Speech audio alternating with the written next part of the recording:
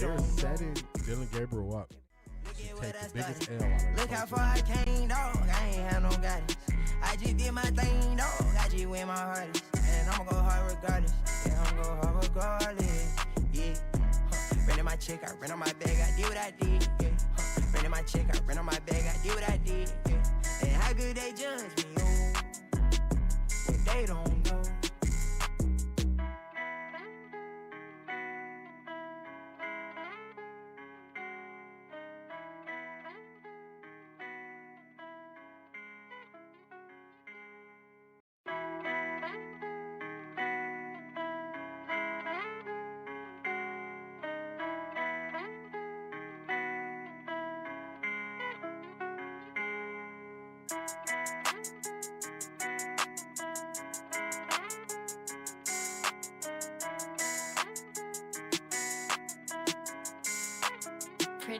Look at what I did, look at what I started.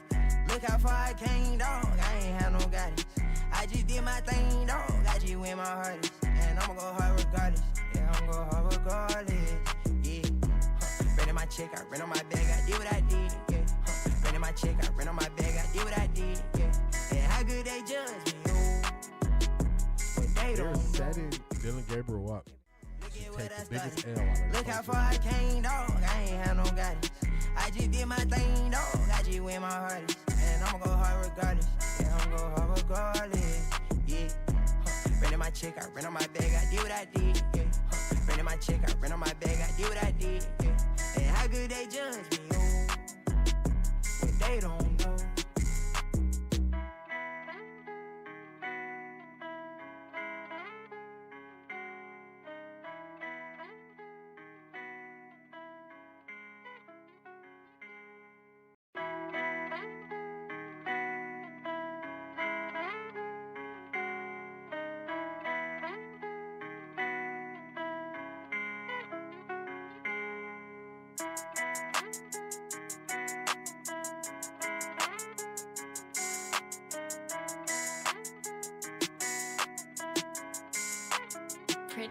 Look at what I did, look at what I started.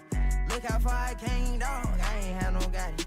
I just did my thing, dog. I just went my hardest. And I'ma go hard regardless. Yeah, I'ma go hard regardless. Yeah. Renting my check, I rent on my bag, I did what I did. Yeah. Renting my check, I rent on my bag, I did what I did. Yeah. And how good they judge me, oh. But they don't know. Setting Dylan Gabriel up. Look at what I Take the biggest started. L on Look how far I came, dog. I ain't had no guidance. I just did my thing, dog. I just went my hardest. And I'ma go hard regardless. Yeah, I'ma go hard regardless. Yeah. Renting my check, I rent on my bag, I did what I did. Yeah. Renting my check, I rent on my bag, I did what I did. Yeah. And how good they judge me, oh. But they don't know.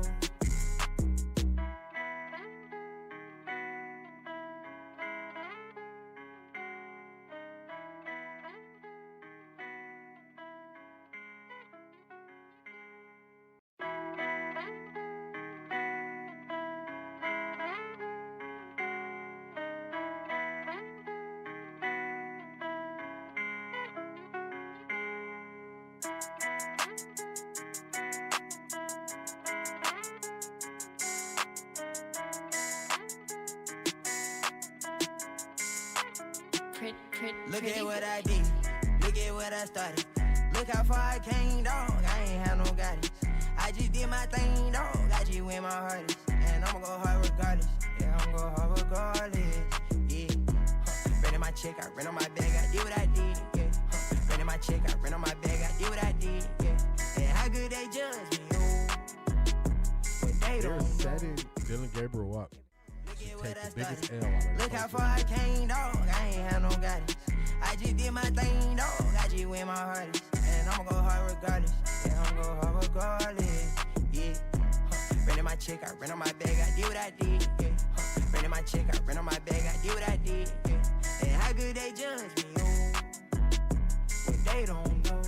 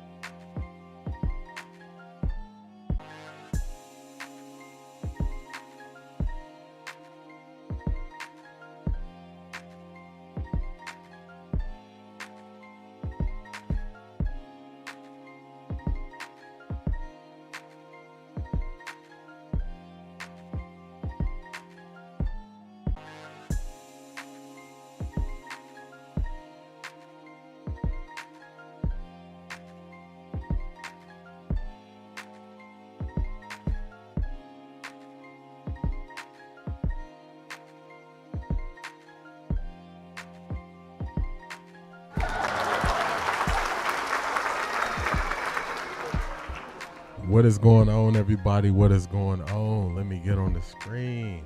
Let's see. Let's take this down. How is everyone feeling today? It is another Monday. Hopefully you all are doing well. I'm feeling good. Great stream lined up for us today. My sound check is good. Let me turn this down so I'm not distracted. Make sure you hit that like button on the way in. Y'all. Let me get this up. There we go. All right. I had a stream I put together last night, and the Browns and Andrew Berry said, I need you to change that up. They said, I need you to change it up. And I said, it's cool. We'll change it up. The Browns make a trade. We're going to get to that. We're going to do a draft simulator today. We're just going to do the first 2 rounds just to see, kind of get a feel how the simulator view is changing when it comes to the draft based on after the draft combine being complete. Do we need the draft combine? Is it valuable? Who enjoys it? Who is it good for? And why do we put so much stock in 40 times when we watch these guys play so much football? So, jam-packed show. We're going to get to it all. But first, as you know, I have to say hello to everybody. So let's get those greetings in order. Let's get them in order. Let me start at the top. Let's get up here. Come on, YouTube chat. Let me see who was here first. Top of the morning, Black Pearl.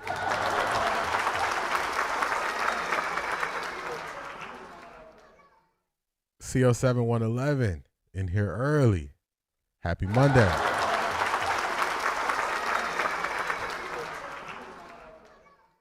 Felix, good morning. How you feeling?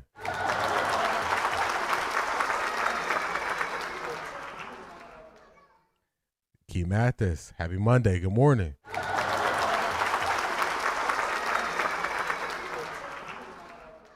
Cole, you stupid.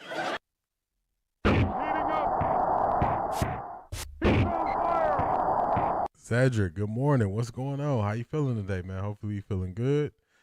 Key Mathis, send a prayers and love to the family of Colorado QB Dominique Ponder. Yes. Prayers and love to his family, his friends, everyone who knew him, everyone who he came in contact with. 23 years young, y'all. 23 years young. Very unfortunate situation, but prayers to his family and everyone who knew him. I can't imagine just 23 years, man. 23 years is very young before you even really get a good grasp on life. So that was just tough. That was tough when I saw that news yesterday. Very tough. Harris Room Sports, good morning. How you feeling, man?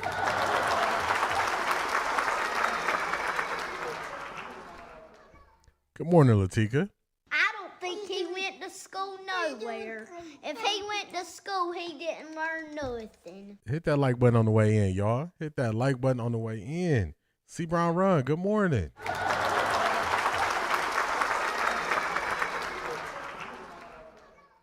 Good morning. Keith Hunt, Jersey in the building.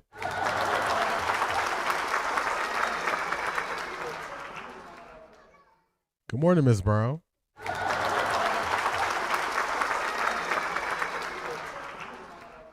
Definitely sending prayers and condolences to the Ponder family and friends. Definitely. Good morning, Shanithia. Broncos country, let's ride. Broncos country, let's ride. Come to OffThaRecordDee, where we going to read your super chats. Your voice is going to be heard. Welcome in. All right, let's see what Zedric got for us. Let me get this pulled up over here. What you got for us so far, Zedric? All right, we got that pulled up over there. Definitely don't forget to hit that like button on the way in, y'all. Hit the like button on the way in. All right, got it. Okay, good. Where we at? RIP to Ponder. Condolences to the family and friends. God bless. Yes, I share the same sentiment. 23, man. 23 years young. That's so young, y'all. So young. Where we at? Our Jizzle, what's going on? How you feeling, man?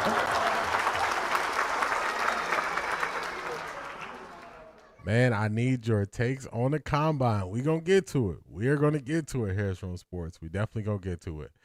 Black Pearl says, D, I see you got that soul glow back. You know, I had to adjust the camera. I had to adjust the lighting. Also, this camera, I done went through 2 cameras in the last 2 weeks, y'all. So this camera right here, it does a thing where it kind of moves, and man, I just get set in my ways. So I just like stuff to be how it is.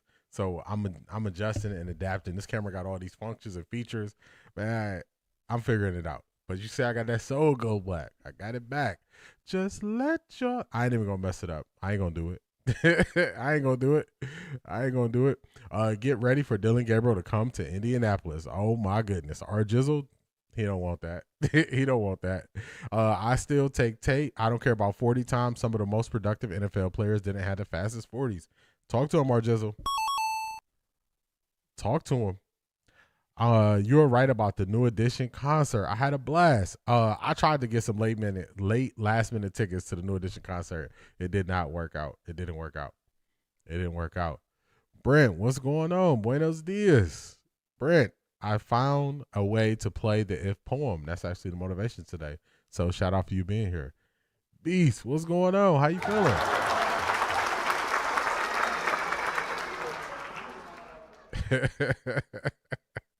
Arjizzle said, I'm going to give you a pass on your comment. We already have given AR his walking papers.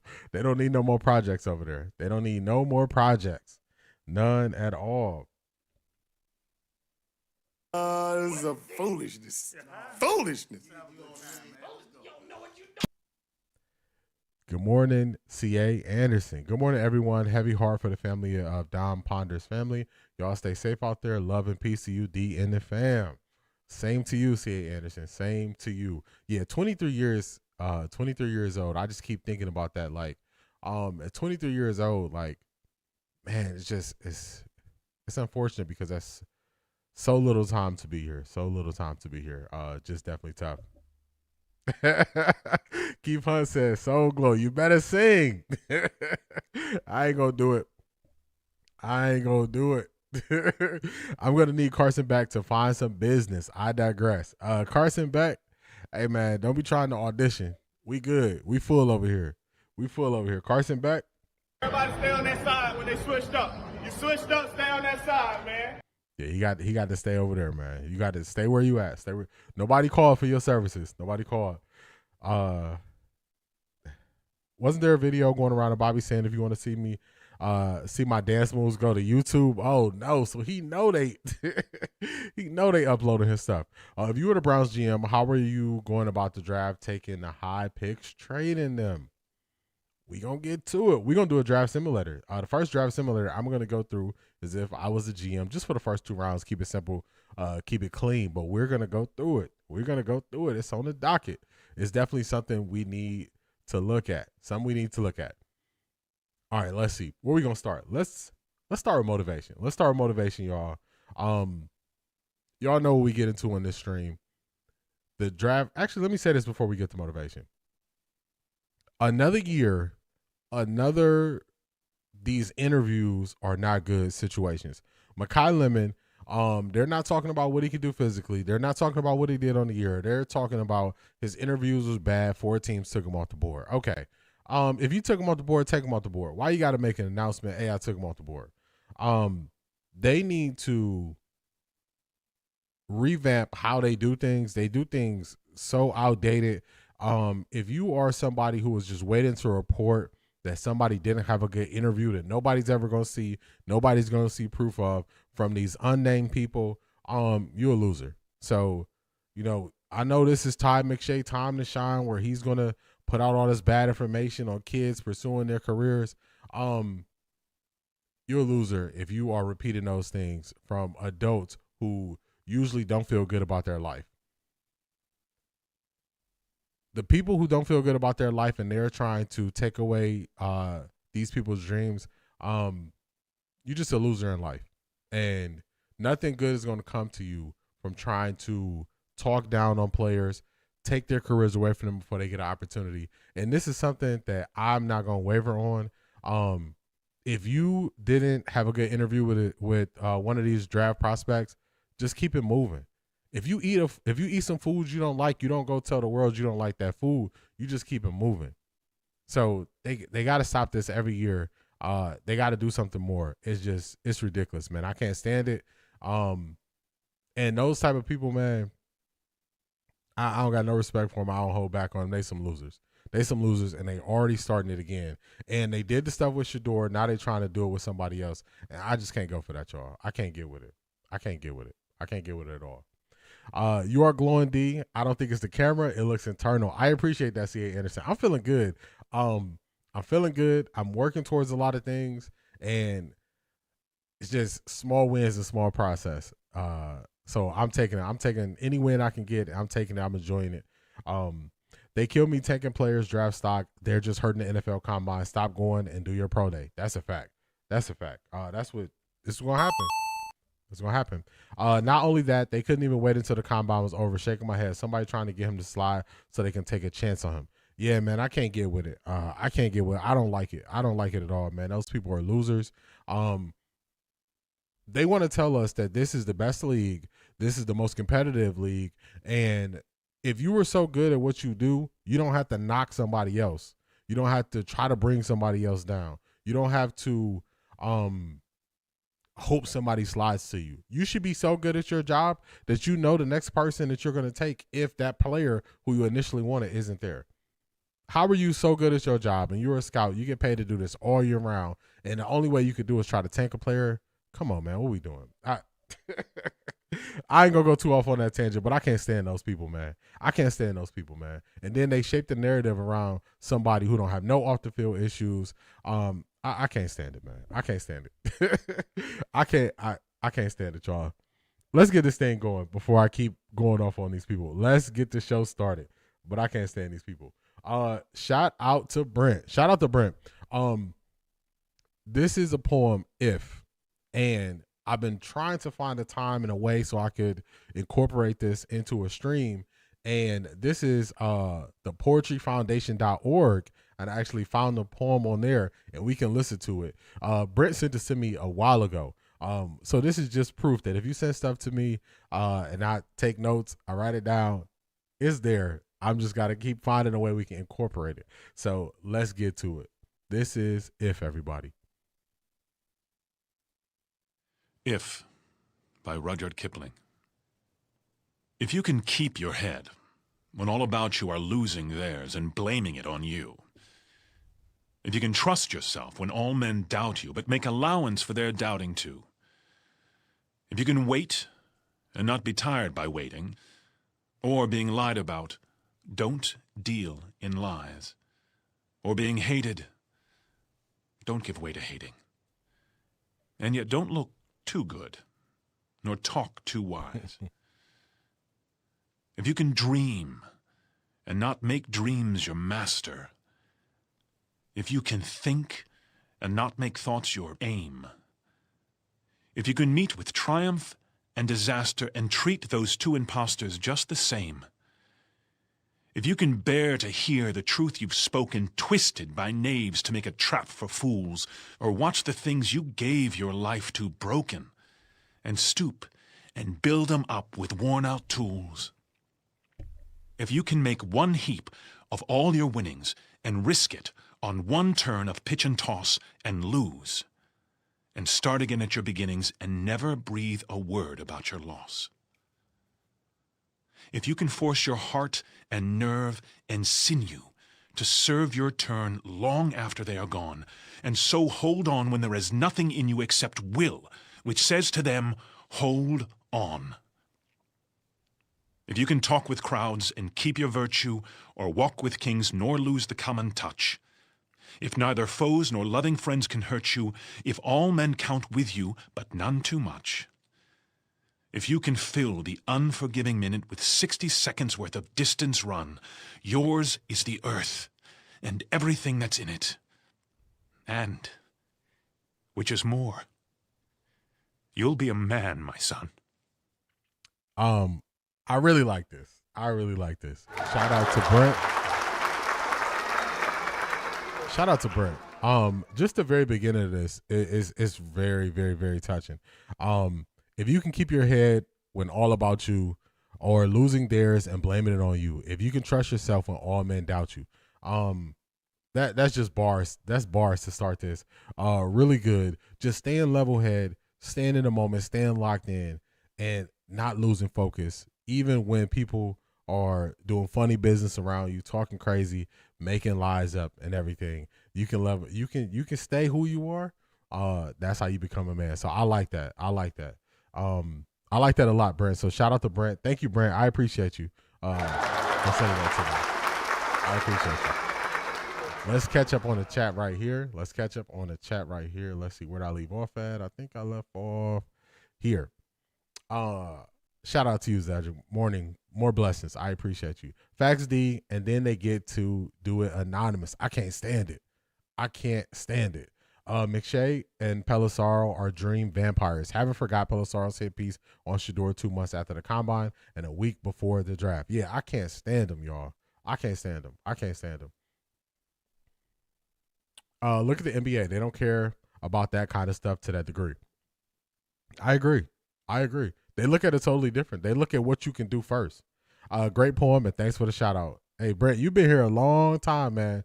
So I appreciate you, Brent. I appreciate you. Also, agents run the NFL, players run the NBA. You got a big point right there, Zedric. Big point. A dream vampire sounds scary, spooky, for real. Where we leave off here at? Ivy League Mac, what's going on? It's been a while. What is going on? Hey everybody, I love if this is what I sent to my nephew when he went off to college. The Measure of a Man. I love this.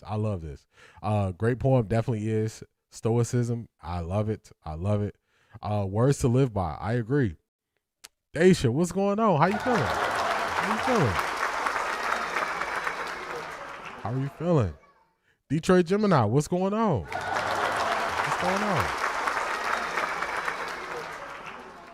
Yes, I hate that they are trying to tank Makai Lemon because of his interview and Tate because of his 40 speed, all while Mendoza out there being the biggest puppet. He is not authentic at all. Uh-oh.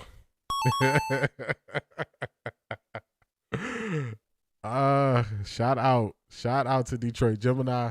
You are not the only one who has that sentiment regarding Mendoza. You're not the only one. Other people share that sentiment. Also, I gotta say something. Shout out to C.A. Anderson. So, C.A. Anderson, I think I don't remember the day last week, so don't quote me on the day. But last week, I said the Cleveland media was like him and Ha from the book Who Moved My Cheese. I finished Who Moved My Cheese this weekend, and in the moment, C.A. Anderson said they're more like him than they are Ha.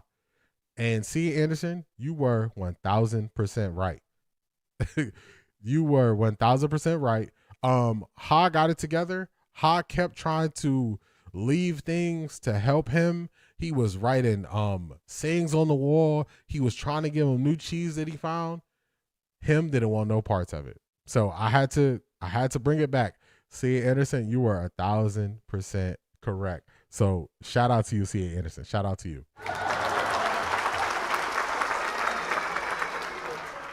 Shout out to you. Great entry to the show. I appreciate you, Ms. Brown. Zedric, you got something else for us. Let me copy this. And then let me drop this over here. So I had to say that because I like, nah, but I was early in the book. Him and Ha was on the same path. But eventually Ha said, nope, you can't keep doing me this way. Okay, good. That fits into what we're going to now. So that's good. That's real good. Shout out to you, Zedric. D was on the road in Paris, was listening to the replay crew. Ivy League Mac, I appreciate you, man. Hopefully you enjoyed yourself out there. Jonathan Jones talking about the trade. Okay, perfect. We have vets spitting on each other, fighting on the field, but worried about how someone speaks. NFL is vicious. Coach Prime was clear. It's the NFL he's upset with. That. Those are facts. Mendoza is going to get overdrafted. Jizzle, you've been saying that and standing firm in that. Makai Lemon is a beast. Yeah, I don't like how they are trying to do that. I don't know. I'm sensing a slide, albeit small, for Mendoza. I just wonder if they could trade, if they could get a lot for if they were able to trade him. I wonder that. That's the only reason why I think he might not slide, if they could convince a team they don't love him, but you love him, so here you go. I think that. Also, another thing with the draft combine. So Casey Concepcion, he went to the mic. He was stuttering, but he was getting his points across, and it showed so much courage and so much strength to just get up there. Because some people, if they have a speech impediment, usually they try not to speak in public. They try to avoid it because they don't want to feel the embarrassment if they kind of get sped up and then they start to stutter or something like that. So I saw people mocking him, and that's something that I don't forget, and that's something that just makes me drawn to a player that wants to see them win. And it's just, man, these miserable people who want to try to bring people down. Like, nobody out here is perfect. So it doesn't matter what team Casey Concepcion goes to. I'm going to be rooting for him. You had people who are at the combine saying he's one of the nicest people. He's one of the best human beings there. And people want to tease him about a speech impediment. Those people are losers. I can't stand them. And I'm going to support Casey Concepcion. It don't matter what team he go to. I'm a fan of his. So, y'all, I got stuff to get off my chest today. It's one of them days, y'all. We need a OTR virtual book club. Detroit Gemini. It's funny. Inside of Patreon. That's something Key Mathis asked me about this morning. I didn't get a chance to respond to it yet.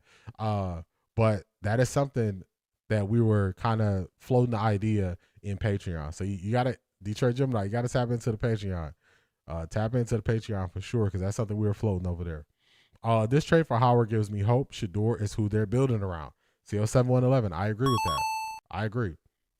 If you can't put a name behind a story that is going to hurt a player, then I can't listen to you. I trust my eyes. Or Jizzle, I'm right there with you. D, you sit on 100 every day. I like to I like to be honest about situations. So if I was saying something or doing something and in the moment I was believing in it, that's how I'm going to act. But if I come to recognize that, you was right in the moment and I wasn't just further enough along in the book, I'm not perfect. I'm going to let it be known. TK, what's going on? How you feeling today?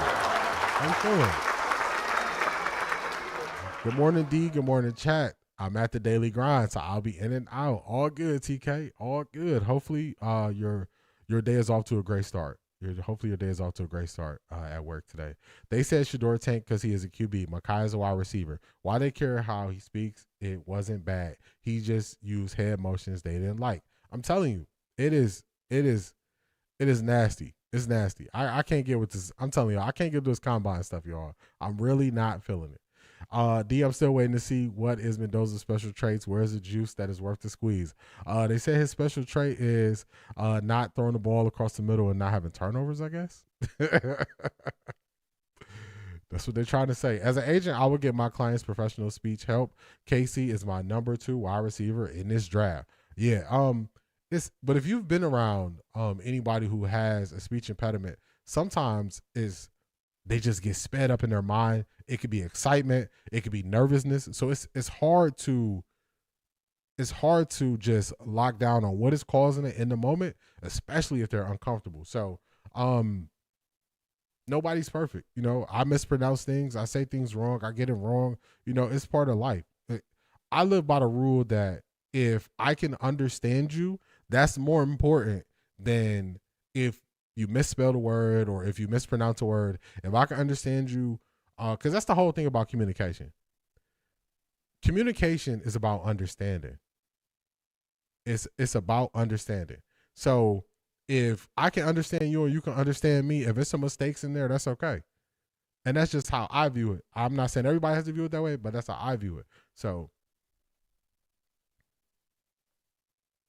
or at least a book, at least a list of book recommendations. Yeah, y'all got to tap into the Patreon. This is all right. I'm just gonna say it. This is not like a sales pitch for the Patreon, but as a paid member at the super supporter level, we have a group chat where we interact a whole lot over there. If it was anywhere we was gonna do it, it would be there. So there is a distinct difference between being a free member and a paid member on Patreon. As a paid member on Patreon at the super supporter level, you get access to basically everything in the app. So you can access the group chat, you can post, you can respond, you can do all those things. If you are a free member on Patreon, you don't get access to some of the features like the group chat where you can see where all this is happening. So that's kind of where it's going down. It is going down in the group chat. It'll be in the group chat. Where we at? I was so proud of KC. I'm rooting for him pushing through adversity. Me too. I'm definitely rooting for him. Charmaine, hardest working in Ohio. It's all right. It's all right. When your body tell you get rest, you got to listen to it.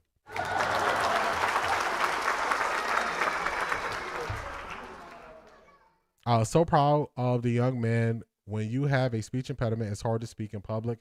Then for people to mock him, diabolical. Yeah. I don't think people understand how much strength that takes.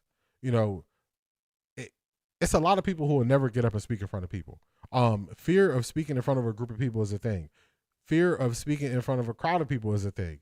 I used to be real nervous speaking in front of groups, y'all, which is funny, considering that I'm speaking in front of a group now, but my voice used to crack and all that stuff. So to me, I see that as a super sign of strength that he's able to go up there and not worry about it and not second guess and not overthink it.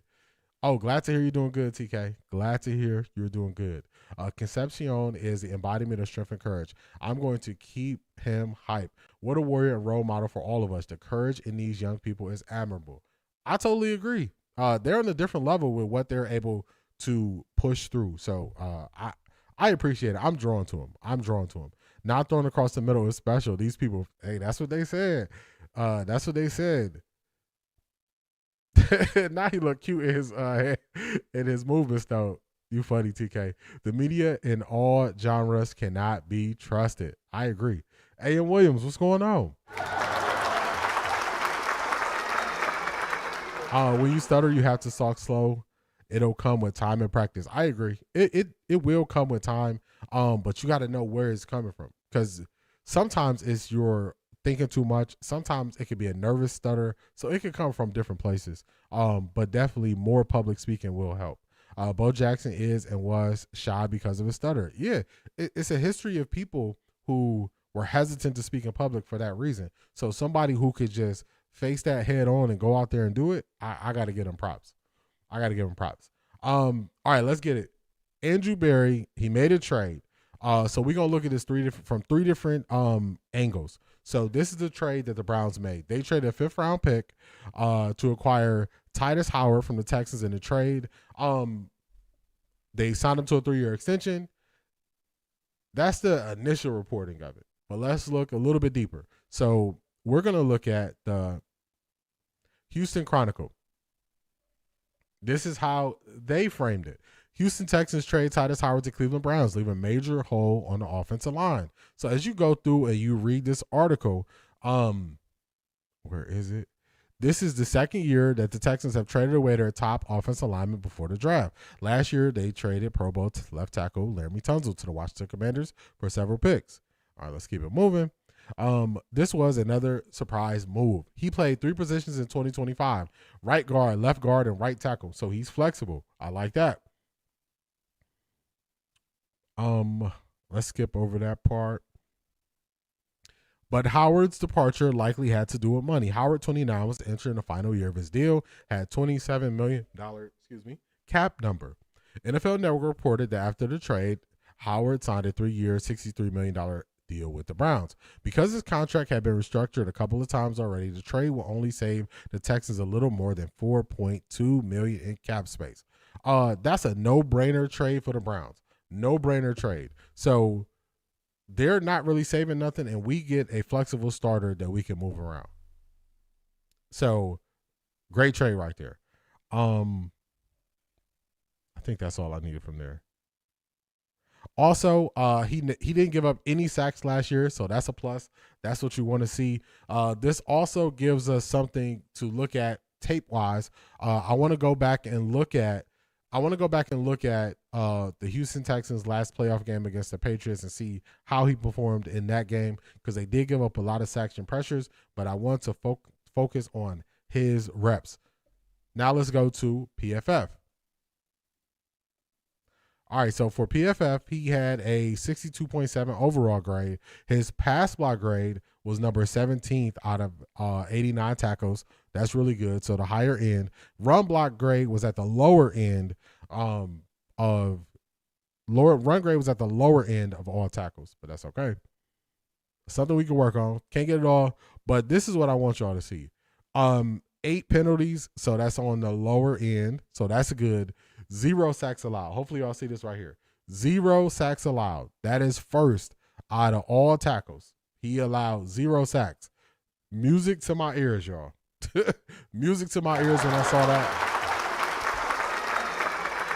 If you are looking to shore up your offensive line, you definitely want to have somebody who is low penalties, low sacks given up. So this so far looks like a win for Andrew Berry. So shout out to AB on the trade.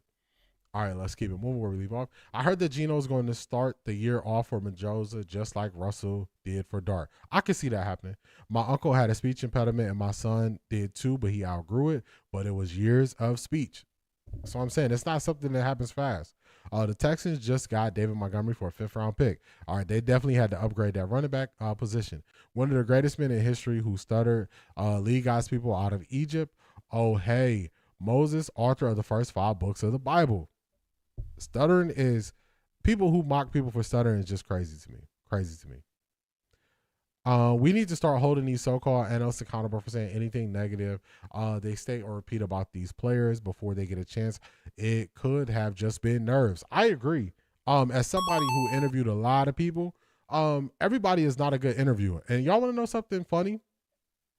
I would say I had more people who were good at interviewing quit and leave after they got the job because they were good at interviewing and they had a lot of reps at interviewing.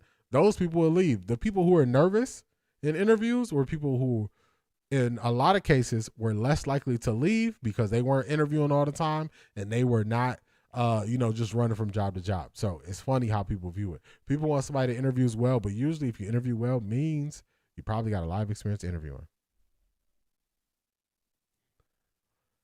Not trying to be funny, but I think Mendoza is going to be the team who drafts him in the NFL karma for not drafting Shedeur Sanders where he was supposed to be drafted last year. Sorry, not sorry. You can speak your mind over here, Black Pearl. You can speak your mind over here. Some more fun. Here we go, Brownies. Here we go. Woo, woo. Here we go, Brownies. Here we go. Woo, woo. Here we go, Brownies. Some more fun. What's going on? I hope you're doing and feeling well. Good morning, D. Spill the tea on Cleveland 100. You know how we got to do it. Selma Fudge, you know how we got to do it. So he'd be like 32 by the end of this contract. They said he hasn't given up a sack since 2024 in the divisional round. I'm telling you, that's music to my ears. Music to my ears when I heard that. What's going on, Tessa? Well, well, well. Well, well, well. D, look at his 2022 year. He was with the O-line coach Warhol then. Okay. Warharp. Okay, got you. I'm going to look it up. I think we can go by season here. Okay. Yeah, we'll look it up on PFF. Let's make sure I catch up. I'll catch up, and then I'll look it up for you. Texas making some good moves. Also, the running game wasn't good at all. Mixon didn't play at all last year. No, he didn't. I like the trade. Any help is better than what Shedeur had. I agree with you. Love this pickup for Shedeur. I love this, y'all. This how you do it. This is how you do it. D, he sounds like he is a solid lineman. Why do you think they traded him just a 5th-round pick? Salary cap. He initially was going to have a big dead money cap hit. He was going to have a dead money cap hit. So teams who don't structure their contracts right, they usually have a big, eventually it gets to a big hit, and you lose a player that you still want because the cap hit is so bad. That's usually what it is. David Montgomery got traded to the Texans. Yeah, I just saw that. I think Arjiz will let us know. When they get that Watson contract off the books, the Browns will be in contention for a championship this year. This year. Right, D. Mendoza is good at interviewing. He kept saying everything he does is interviewing for a job. He is unemployed right now looking for a job. I see as a dig at Shedeur. Yeah, the people that are good at interviews, I'm telling you, it is a reason. It's a reason. All right, let's see. Let's go by season. All right, here we go. Let's change it. You said 2022. All right. 2022, he played almost 1,000 snaps, 9 penalties, so similar range that he was before. And that year, he gave up 3 sacks, which was a top third, not top third, right around top quarter of the league. Right around that. All right, let's see. Did you see where Mendoza said he talked to Tom Brady? This is further evidence. Tom Brady lied about his engagement in the draft last year. Where's Skip at? It's all coming to the light. They pay him $63 million for 3 years. That's great. Yeah, lock him under contract. I like what I saw with Arvell Reese and Mike Washington. Hey, the Buckeyes look good. The Buckeyes look good at the combine. All right, let me play this that Zedric sent me. So let's do this. Let's swap out. Let's go to this setup. We're going to start playing some clips. We're going to see what CVS had to say about this. Let's paste it over here. Paste.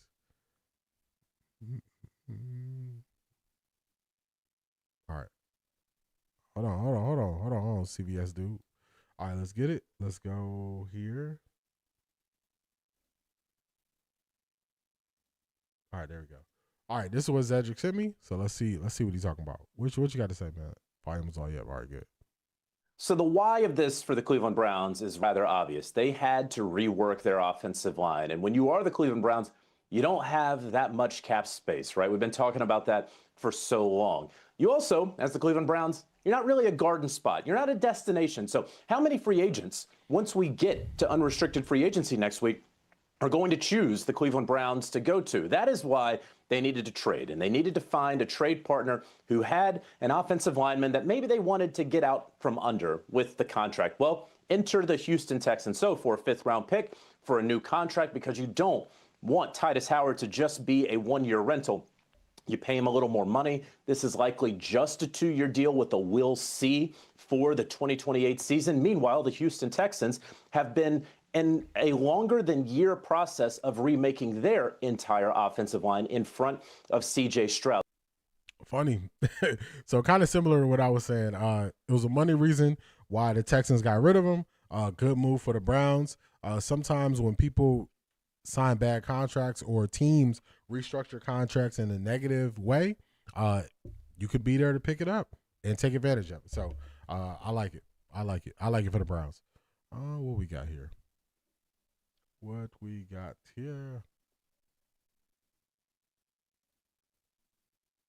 me clean some of this up on my end as we move through.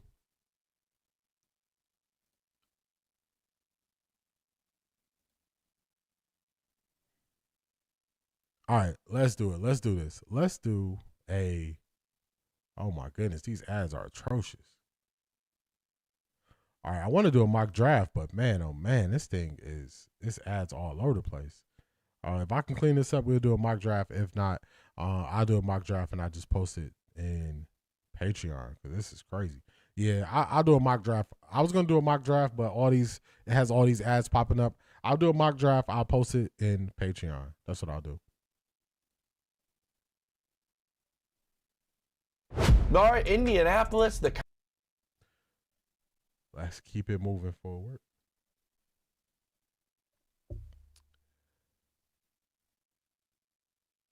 I think Sonny Styles will end up going number 1. That's my hot take. Zedric, the combine he had with that hybrid nature, because he was a safety and then he went down to linebacker, and just what he showed, you can use him so many different ways.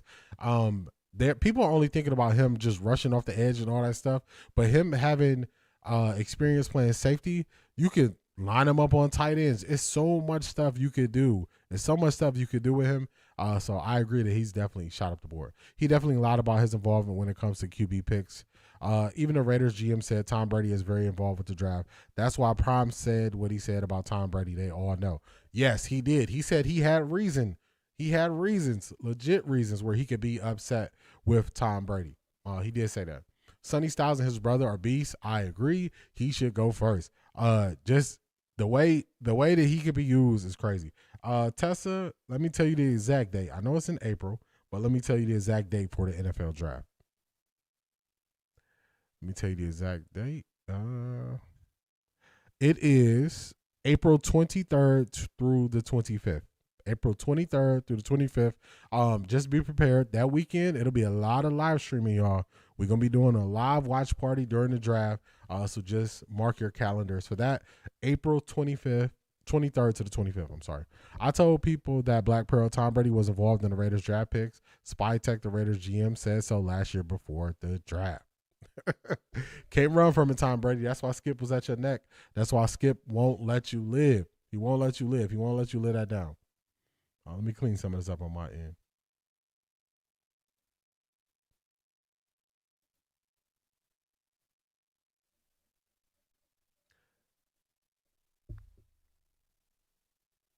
They said he was going to be more active this year, so he definitely had a hand in stuff last year.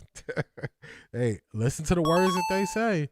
The Browns may not have been a destination place, but it's funny how when the player gets here, they don't seem to want to leave. Talk to him, C. Anderson. Talk to him. Yes, we're going to do first round. They do the first round by itself. So the Browns got 2 picks in the first round. So we're going to do a first round mock party. Then that second day, we're going to do a watch party then. So we're going to be out here. It's going to be a lot of streaming that weekend, but it's definitely something we're going to do and watch together. Browns got a lot of picks, lots of opportunity to upgrade the team. So we're going to be watching it. We're going to be watching it. So y'all know my hot takes about the NFL draft combine, and I got more hot takes about it, but let's go. So what wide receiver in the Browns draft? Did you see the 2 recommended by Shedeur's video? I didn't see the 2 recommended. Who was recommended? Let me know, Detroit Gemini. If Carnell Tate is on the board at 6, I would take Carnell Tate. Carnell Tate is off the board by 6. I would go Lyman.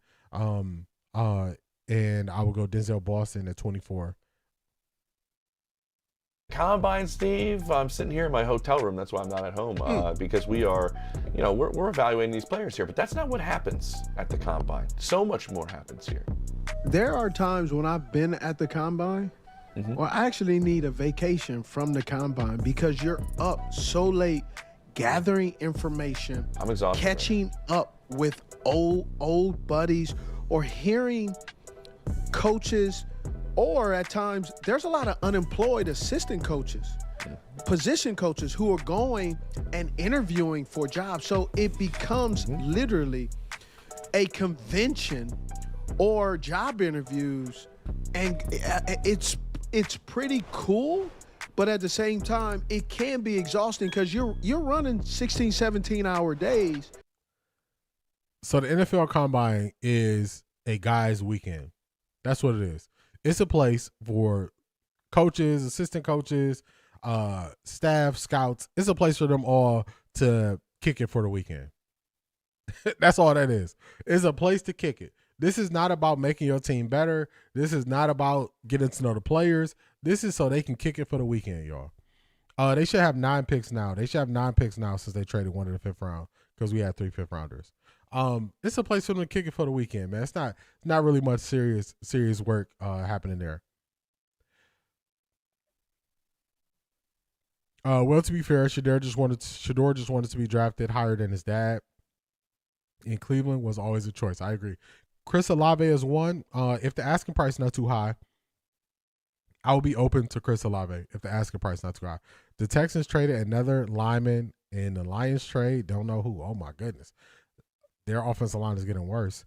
The Browns got 9 total draft picks now because they had 10, traded one. Marvin Harrison Jr. I forgot the other one. Okay. If it's Marvin Harrison Jr. or Chris Olave. I would take either one of those guys as long as the asking price not crazy. I'm at the workhouse today, y'all, but I'm here. Latika's in the building. Don't let them drive you crazy. You know we're going to keep you entertained while you're at work. Harrison or Olave. Okay, yeah, I'll be open to them. The draft watch party is going to be good. Live reactions and emotions from all of us, for real. It's going to be great. It's going to be great. I can't wait.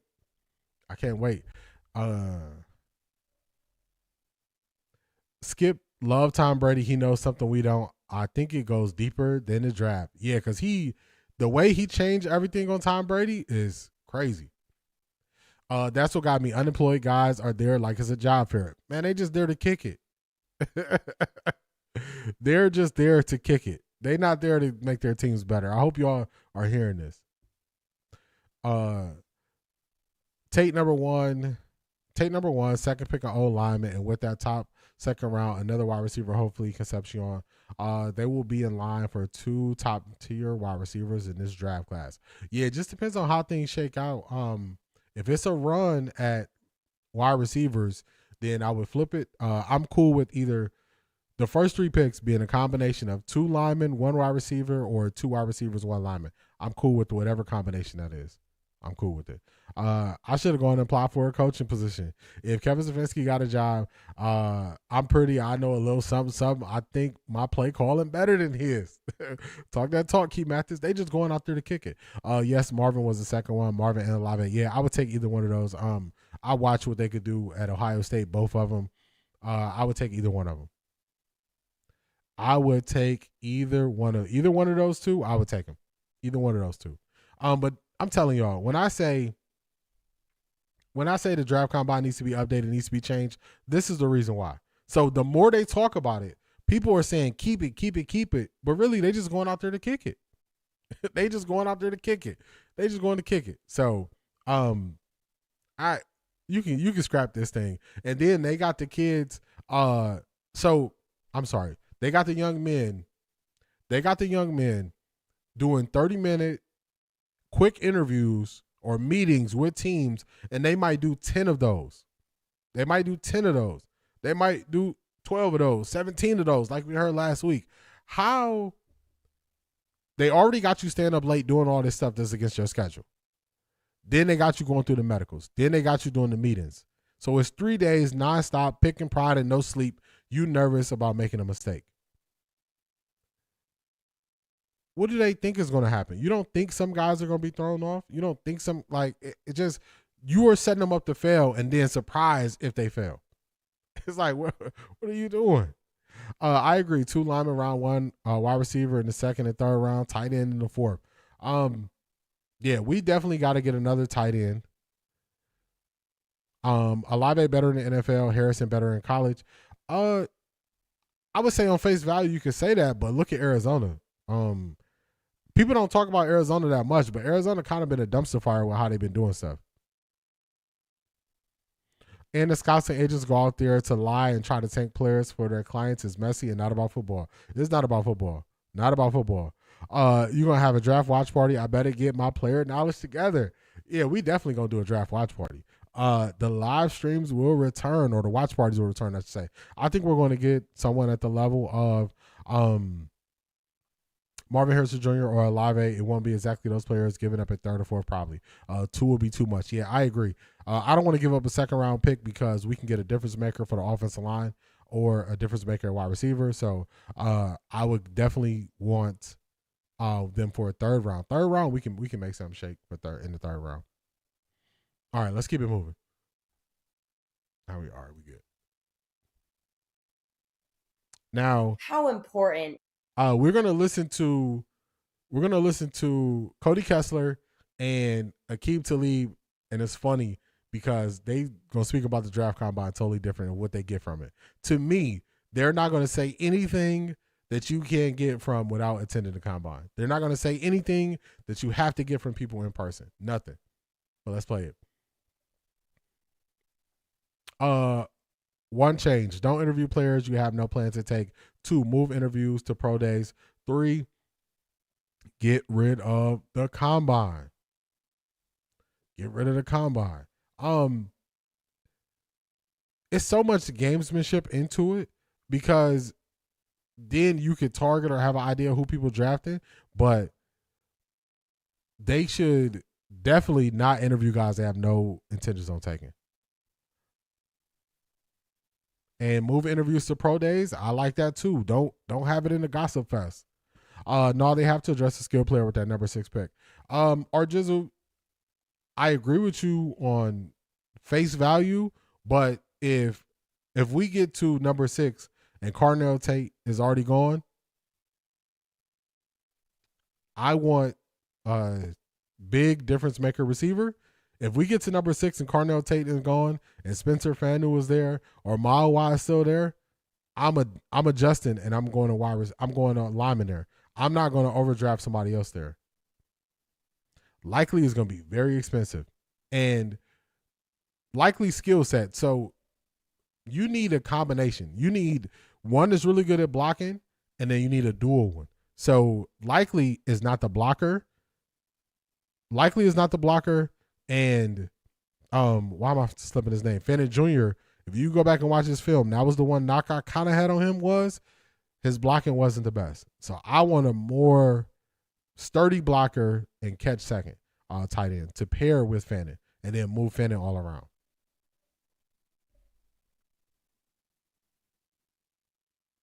Wait a minute. Why we need another tight end? What I missed? David Njoku is gone, and the guys we had behind Harold Fenton, we definitely needed to upgrade the tight end position. Shedeur had me trying to learn different types of wide receivers. I thought they were all the same. Why did we have one without their jersey on and have one of their jerseys and not wide receiver for some of them? Is it a certain video? Is it a certain video you talking about, Detroit Gemini, or are you talking about at the combine? How would everyone feel if the Browns do draft a QB in the 3rd round or later? I don't want a QB in the 3rd round. If we take a quarterback, I don't want a quarterback before round 5 or 6. I don't want a quarterback before then. We threw away a 3rd round pick last year. We need difference makers on this team. I would try to, and likely he's going to be expensive. Likely, I believe, is up for a contract this year. He's going to be expensive. They interview some guys to leverage the value of their own picks. Politics going crazy. For real, Zedric. What about Jacoby Lane? I was impressed with him too. He is tall and fast. That's what I want. I don't really care the most about speed, but I want you to not have a lot of drops in college, and I want you to be able to run the entire route tree is what I want. They're projecting like 8.8 million average. I would rather we bring on a vet like Huntley. If it's just a late project guy, I don't mind that, but anything before that, I don't want. I agree, but I believe Tate will be there with the teams that are in front of. Hopefully the team doesn't move up and mess up the flow of the draft, but anything's possible. Yeah, I've been hearing, wide out versus wide receiver. I don't know if that makes a big difference. I think it's more so where you line up. So you think about, you'll hear people say X or the Z, and that's just more number 1 receiver, number 2 receiver, or like a slot receiver is inside. So I would say more so look at it that way, Detroit Gemini. Arjizzle, that's what I want to answer. I've been hearing people saying that Buffalo might jump a couple teams to try to get Carnell Tate, so that could throw some stuff off. I think those late picks are trade bait. 2 words, Chris Brazel. Hey, you said his name a couple times, Cedric. A couple times. All right, let's see what they think about this. I agree, D, and don't want them holding that over Shedeur head that he was drafted ahead of him. It's just no reason. You got too many holes to fill. Too many. The lineman that we need, you can go late for a guard, something like that. Like, I don't. If you want to go flyer on the guy later on, that's cool. But to make sure you got some guys to keep him in your system to keep it steady, I don't mind that. I've seen teams draft late round quarterbacks every single year. I don't have a problem with it. But when you need this much talent, a 3rd or 4th round pick is way too valuable. If QB is taken 5th or 6th and DG is out of there, but the Browns do not need another rookie QB in my opinion. I don't mind a 5th or 6th round QB. I don't mind it. I don't mind it at all. I won't lose no sleep over it because I know the caliber of quarterback that's coming out in this draft. 5th or 6th round QB, because you got to think next year the QB room is going to change to some degree. Deshaun Watson comes off the book, so you could be playing, you could be preparing for your backup next year. So you would get a late round pick, have them be in your system, and you just have them come up. So I don't mind it. I don't mind it at all. I don't feel any way about it. If you look at a lot of teams that have success, they draft QBs every year. Every single year. We are hypersensitive to the QB situation because of how it is with Shedeur.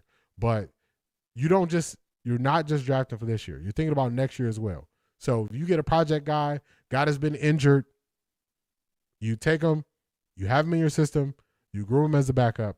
That's what good teams do. So I don't have a problem with that at all. I don't have a problem with that at all. No more rookie backups. No, listen to what I'm saying, Detroit Gemini. Deshaun Watson is the backup this year. Deshaun Watson comes off the books next year. Take a late quarterback, late 5th, 6th round pick. Have them in your system. Have them learn the system. Deshaun Watson comes off the books this year after this season. You already have your backup next year. That's how I'm saying doing it. That is a cheaper way than even signing a veteran backup every year. So I'm not just looking at it through the lens of, it's just another quarterback. You got to think about next year cost value. When y'all think about free agency, always remember this. Free agency is the most expensive way to upgrade your team. Always remember that. So a late round rookie is going to be cheaper than a vet planning for next year. So make sure you connect all the dots when I'm saying get a late round rookie. Connect all the dots. I know you can be sensitive to QBs because of what happened, but just look at how I'm playing it out for you. I think they're going to take a late QB. Yeah, teams do it all the time. What we experience at quarterback is the reason why we're looking at it with it's a sore spot. But teams do this all the time. They don't wait until Deshaun Watson is gone and then next year we're looking for a backup and then we overpay for a backup. So this is what you do. You do it a year in advance. You got a plan. But don't just like Black Pearl said, don't let the PTSD get to you. Don't let it throw you off. Remember, you want the team to be good long term. Let's get to the arena on what they feel about the combine. Really is this. So Cody, from 0 to 100, how much should we put on combine results? I say 5%, maybe 10%, depending on the prospect. I just don't think the on-field workouts and the on-field testing carries that much weight for these teams when they're going through this evaluation process. I mean, some coaches and GMs and decision makers don't even show up to the combine because they don't see a ton of value in it. And I agree. I mean, you're not going to learn a lot about a defensive lineman or an offensive lineman in a t-shirt and shorts doing non-contact bag drills and then running a 40-yard dash. You're not going to learn a lot about a quarterback or a wide receiver running routes on air against no defense and working together for the first time ever and maybe getting, 10 to 15 reps during that process. You're not going to learn a lot about a DB backpedaling against no receiver and then running a gauntlet drill right after that. Where you are going to learn a lot and what carries a lot more weight is the game film. When they go on and put the tape on, that's the best evaluation tool that they have. That's where all of that, what you want to learn about a guy, everything you need to know about who they are as a player, that's going to tell you everything you need to know. The eye in the sky does not lie. The other thing that I think is more important as well than the combine drills is those individual workouts. Those teams get an opportunity to bring some of these guys in or work with some of these players one-on-one and do individual workouts instead of being in a group setting so they can work on things that they do specifically within their organization. Bo Nix might not even be a Bronco right now if it wasn't for the individual workout that he had with Sean Payton. If you remember last year, Sean Payton was interviewed at the combine and he said, I was sold and knew that Bo Nix was our guy after we had an individual workout with him following his pro day. He even went on to say that I don't think Bo threw very well at the combine, but I understand the circumstances for a quarterback and not getting timing down with receivers and the fresh football. Cody Kessler dropping bars right here. It's not that much you get from it. I'm telling y'all, it's a boys trip. It's a weekend trip for the NFL guys to get together and gossip, try to get jobs. It's not about making teams better. And that's why smart teams are moving back from them even wasting the time doing it. So I agree with Cody. Let's get to, I'm going to move it forward. Let's get to Aqib Talib.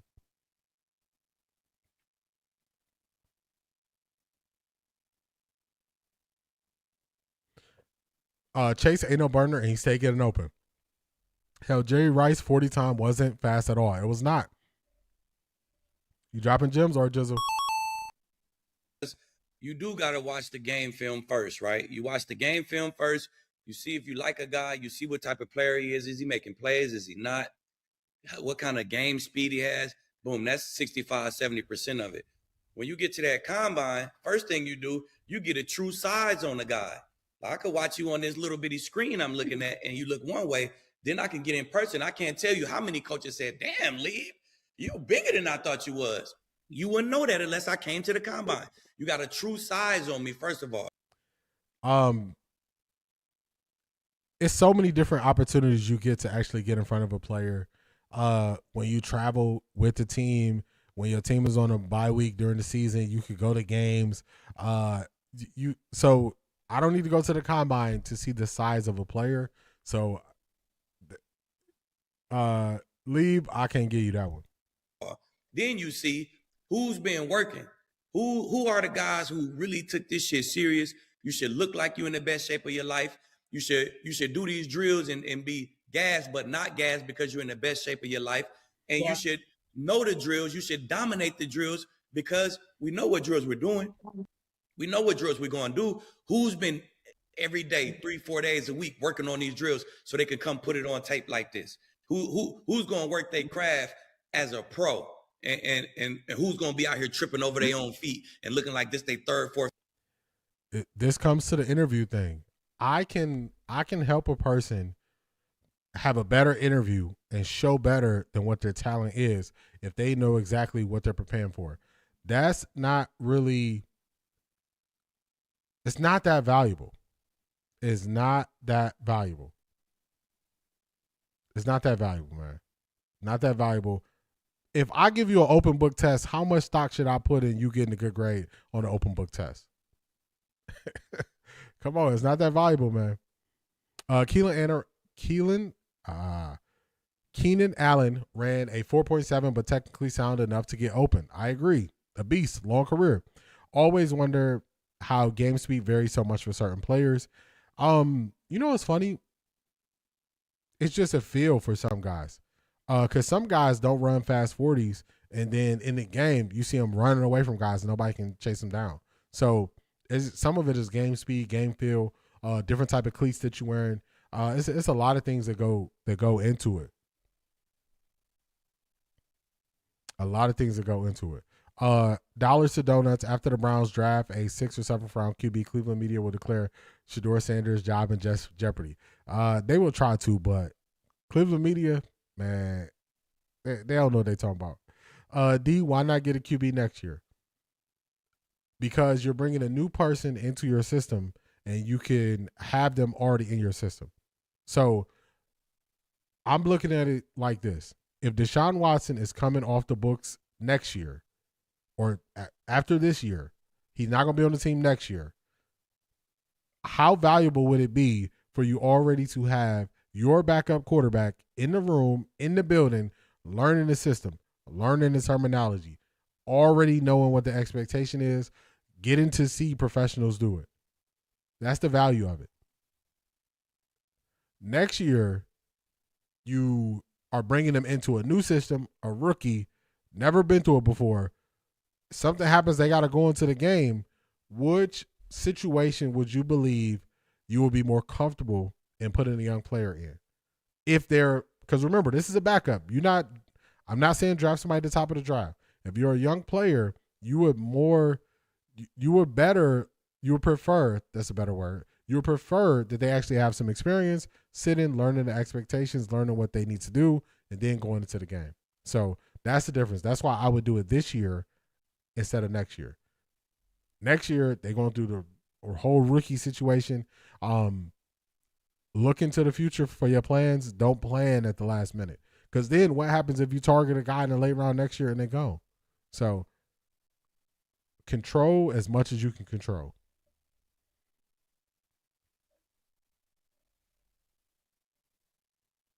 time going over these drills. I'm going to learn that from you.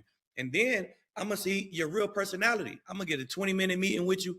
I'm going to ask you all kind of questions. It's going to be you versus 20 people in the room. And we're going to get a real good idea of what kind of person you are. Is you standoffish? Is you funny? Is you social?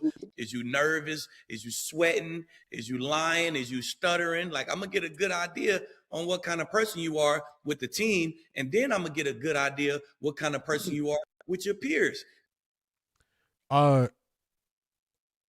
Talib, I agree with him a lot. He still has not named anything that is specific to the combine for why they need to do this.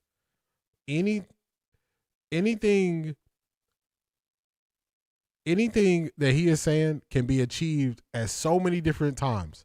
And then my question would be, how come teams who have recent success with drafting, they don't even go to the combine? All the losing teams send everybody to the combine. So if all the losing teams are bunched up at the combine, wasting a whole weekend and doing this, and they still can't turn it around, why are we following what the losers do? Why are we not emulating the winners? Just questions. Just questions. Because you're going to run around and train, and I'm going to just see how guys act with the guys. Who's the leaders? Who's the guys who lag behind? Who's late? Who's the last one on the field? Who's the first one on the field? I'm looking at all kind of stuff about this combine when all these guys come together. And then I'm going to see your competitive edge. I can't see a competitive edge on tape. You know what I'm saying? But when you put Aqib Talib, I don't know why you took this route. You don't know if you can see a guy's competitive edge on tape. So you believe in a situation at the combine with other players who play the same position as you, you're going to see more of a competitive edge that you're going to see from a player in game. This is this is just not wanting to change, y'all. And this is not a knock on Aqib Talib. This is just people sometimes feel more comfortable with not changing, so they do things the way it's always done, even if you start to see proven ways that things are handled better. Even if they start to see it. So I just don't agree with it. Let's hit the chat. That's why we don't need that. At least I can expect Coach Monken to set clear expectations. I think you were referring to what the Cleveland media is going to do. Cleveland media don't move nothing. We haven't been talking about the Cleveland media. We haven't been showing the Cleveland media. Does it make the show worse that we're not showing them? Does it make the show better that we're not going over the or does it make the show better that we're not showing Cleveland media? I will ask you all that question. So it's Cleveland media don't matter. If it's a new Cleveland, why are we still worried about the old Cleveland media? I just think the Browns are terrible at developing QBs, but maybe that will be different with Coach Monken. So I would defer to see if that changes. See, I like that approach. Cautious, but willing to give it a shot. I like that. There's so much business built around the players that provides no value to the players. Combine is one of them. Talk to him, Shanithia. You can do that outside the combine. Yeah, he didn't give any points or reasons why they need to keep doing this. Shedeur going to end that conversation this season. Plus, Monken can't afford to draft a high QB pick to teach all over again. That window isn't open. No more than 3 years tops. That's it. That's why I'm building my backup. Can you imagine what the takes would have been if no one from the Browns showed up at the combine? Man, I just would not listen to him. I wouldn't even listen to him, Cedric. I'm telling you. It was a clip. It was Emory Hunt. Cedric, I think you posted it on Patreon. Emory Hunt, he called in the Cleveland media. Y'all know I rock with Emory Hunt. I didn't even play it on the stream because I'm like, I can't even deal with the type of questions they asking on Cleveland media. So I would just skip it. And Williams, I agree with you. Aqib took this route because I think he's showing I think this helped him, I guess. I think this helped him. He can't take himself out of the equation. CO7111, I agree. Aqib must have had a good combine experience. He did. Aqib Talib was low on boards. He moved up at the draft combine. So he was a person who needed that experience to move up. You can clearly see it. The only issue I would say with that is everybody Aqib Talib. Because remember, when you are making decisions on if the combine should stay or go, is everybody Aqib Talib? If everybody is not you, then that's an exception to the rule that it changed for you. But it can keep going. It can keep happening, and watch less and less top guys do anything at the combine. And then eventually they're going to say, oh, man, we got to change it. Yeah, could have been here a while ago. Let's keep it moving.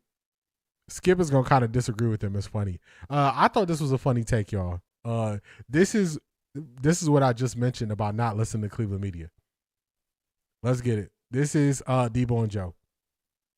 He said he has a higher grade on Shedeur Sanders than anyone in this draft class. Listen to this, bro. Yes. Is there a quarterback in this draft class better than Shedeur Sanders, in your opinion, available? There is not. There is not. Not even Mendoza. I have a higher grade on Shedeur than I did on anybody in this draft class. And remember, people just here's the funny thing about this draft class at the quarterback position. April 30th, 2025, everyone was saying, Garrett Nussmeier, Cade Klubnik, Carson Beck, Arch Manning, and a litany of others. And now everybody's speaking Spanish. Nobody mentioned Mendoza until all those other dudes that I just named flamed out. Talk to him. Hey, what do you think, Joe? You with him, Joe? Man, I'm with him. These people, at the end of the day, brother, we soon forget Shedeur was going to go 1 or 2. It was him or Cam Ward. It was pick your poison. Like, I don't know what happens. Like, when I look at it, Shedeur he threw for 4,100 yards. Mendoza, look at the numbers, man. You can see the numbers of Shedeur versus they're both senior seasons. Both senior seasons.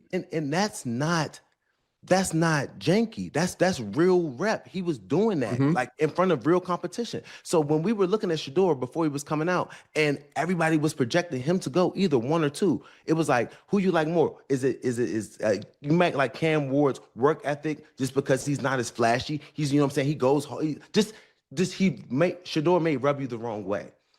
But his gameplay, when you watch the tape, the way he throws the ball, that's not fluke. He didn't just he didn't diamond chain himself to 4,100 yards. You know what I'm saying? He didn't he didn't swag himself to 37 touchdowns.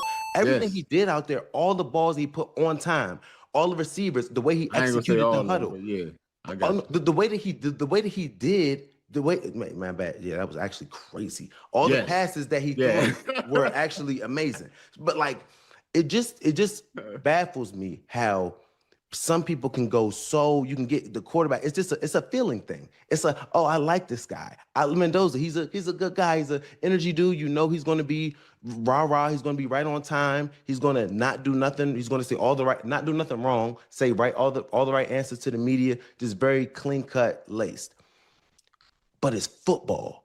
Shedeur didn't do anything in my eyes to change what happened from the last game he played with Colorado to the NFL draft.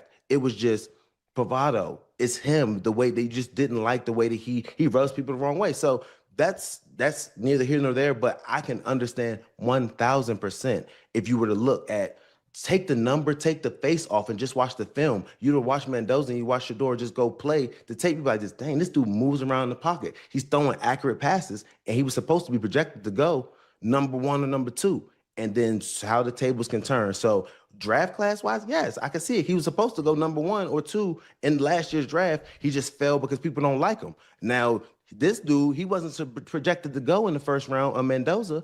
All those other Beck, all those guys they talked about didn't do well. They just didn't perform on the field where you should be evaluated at. So now, talk to him, Joe Haden.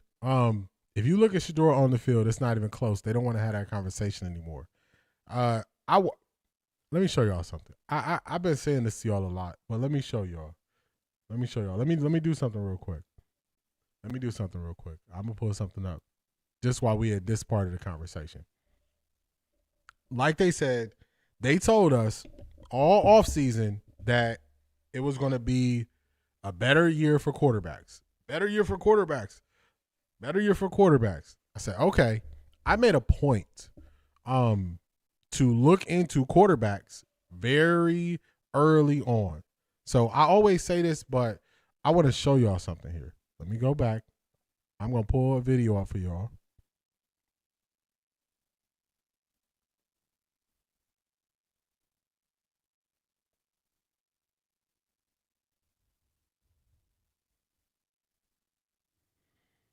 Because it's one thing to just me keep telling y'all and me never show y'all, but I got to show y'all. This is 6 months ago.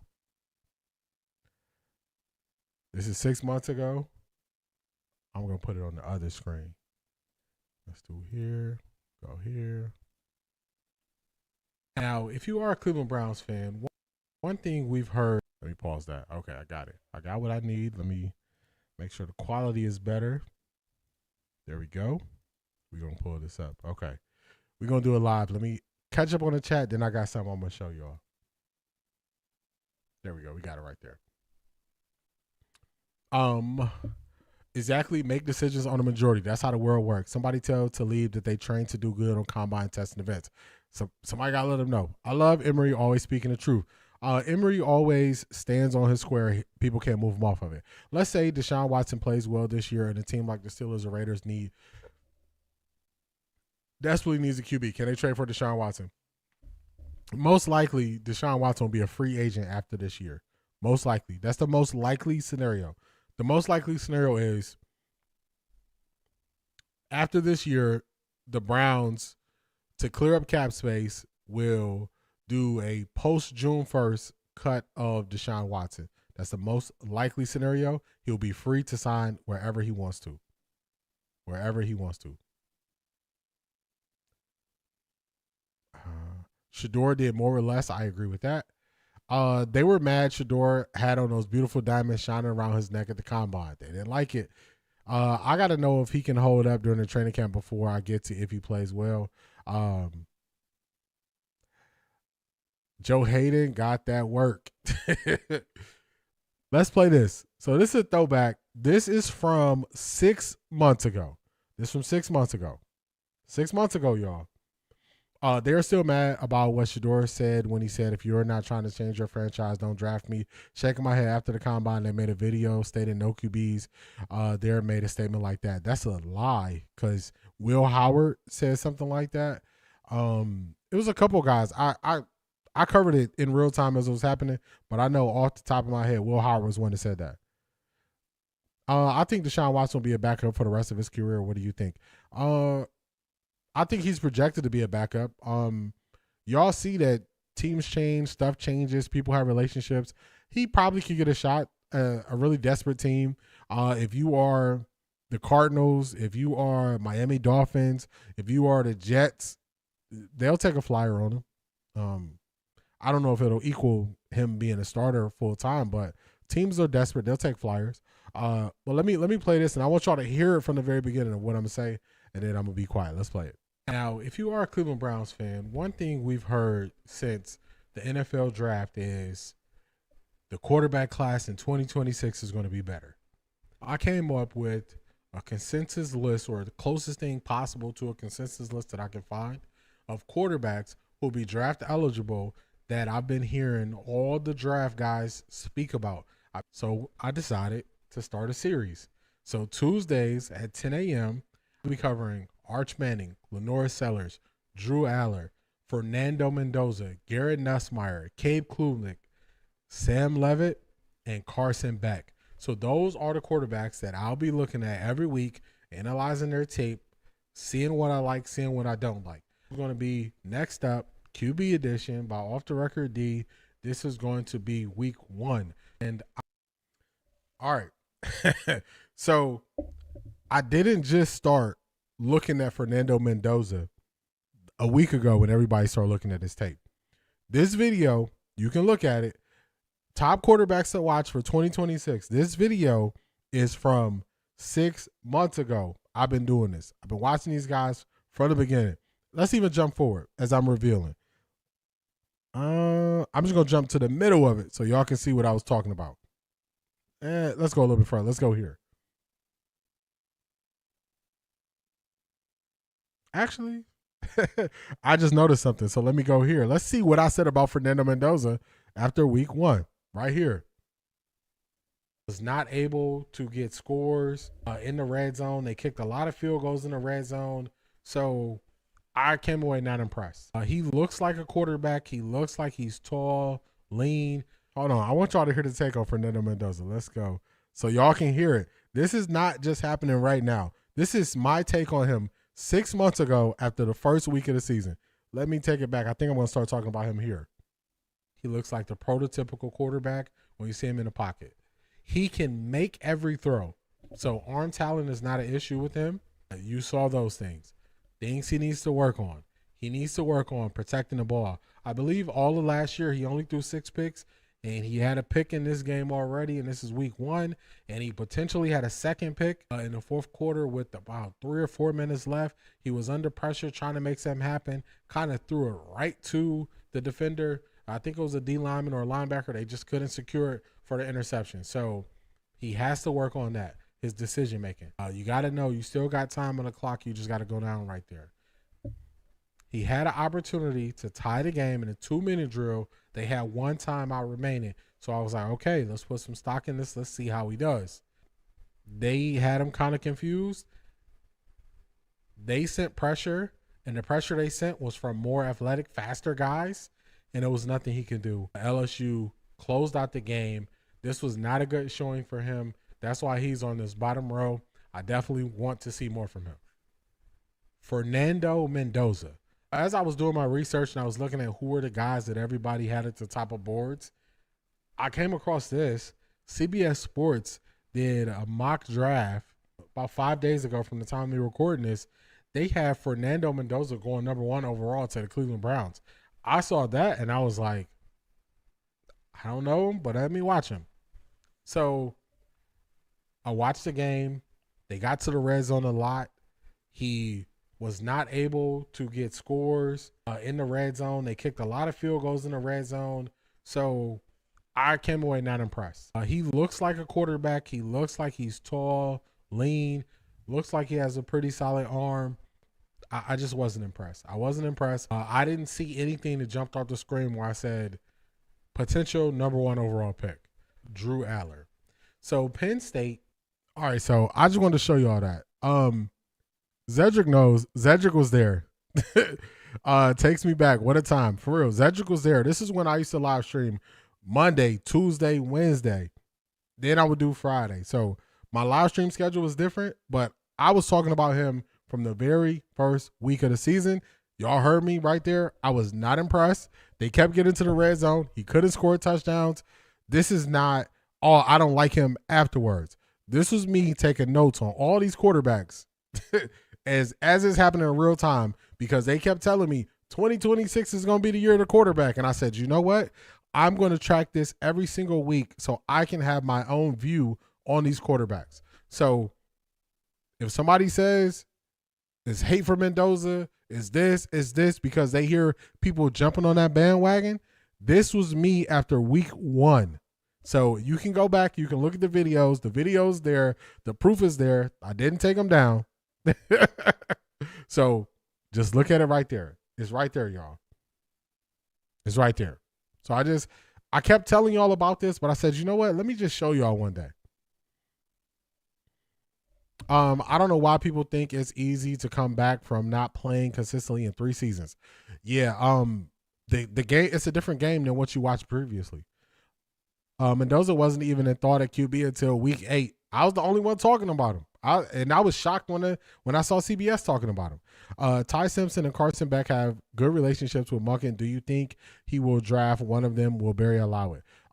Ty Simpson, no, because I think he will get drafted. Probably he might even get bumped up and be a late first round, mid first round pick. So there you go. I don't think Ty Simpson, he's not gonna be on the board. Carson Beck, maybe late in the draft, maybe. But to me, whoever they take late in the draft, it's not going to make a difference. They're just preparing them to be the backup next year. That's what I think. Marie, what's going on? How you feeling? Everybody stay on that side when they switched up. You switched up, stay on that side, man. What is going on, Marie? It's only a topic because it's anybody but Shedeur. Even I know it's going to be very hard. Kaepernick came back and have a better game than Watson. I don't know, man. It's a lot of time in between. At least for me, he didn't scream number one. Zedric, I've been saying this a long time, y'all. I didn't just start saying this right now. I know other people are saying this now, but I was doing this for the future me when we got to this moment right here. There you go. Did you guys talk about the new O-lineman? Yeah, we did talk about him, Marie. Just quick recap. I think he's an upgrade. He can play multiple positions. Last year, he played left guard, right guard. He also played right tackle, so we can move him around. I know people are just assuming he's going to be a right tackle, but the Browns could have DeJuan Jones at right tackle, move him to right guard to shore up the right side of the offensive line. DeJuan Jones is a lot more comfortable at right tackle than left tackle that they had him at. So flexible, doesn't have a lot of penalties, and he hasn't gave up a sack since 2024 divisional round. So I think it's a very good pickup. Very good pickup for them. So I kept talking about that I was making these videos back then. So I said, you know what? Let me show y'all that I really was making these videos back then. So there you go. Where do we leave off at? All right, we got Joe Haden. I believe I agree with everything he said. It's main event time, y'all. Let's get ready to rumble! Main event, y'all. We're going to talk about more of the combine, but more specifically Carnell Tate. We're going to compare him to another Ohio State wide receiver. I'm going to ask y'all the question if y'all would like the production that he had this past season, the other Ohio State receiver. Then we're going to get to what Emory Hunt said when he was sitting down with Nathan Zagora. So let's get it. No problem. You know I got you, Marie. No problem. Let's get it.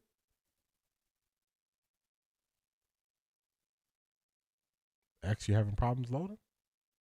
All right, here we go. So it's been a big deal about Carnell Tate's 40 time. So they're saying it was clocked wrong, all this stuff. To me, I'm just going to tell y'all, I couldn't care less about his 40 time. They're saying he had a 4.52, 4.5 40 time. I couldn't care less. I couldn't care less, y'all. Couldn't care less about the 40 time. The 40 time is the 40 time. Don't matter to me. Oh, Marie, we stepping it up. In the fall, we're going to have segments on the show. So we stepping it up. I'm telling you. I appreciate y'all attention, so I'm going to make sure y'all are entertained. We stepping it up. We are stepping it up. So his 40 time, I couldn't care less. I could throw his 40 time out. I wonder if y'all knew this. 2 years ago, someone else 40 time was questioned. This is Jaxson Smith-Njigba. Ran a 4.53 at his pro day. Did y'all know that? At his pro day, he ran a 4.53. People were doubting him because of his speed. Now, we have the opportunity to look back on this. And if you were a team that passed on him because of his 40 time, would you take the season he just had? Let's look at what he did. Oh, I can add that. Let me write that down. We can add that. You know I like Mike Tomlin and his sayings too. Let me see. Let me write that down.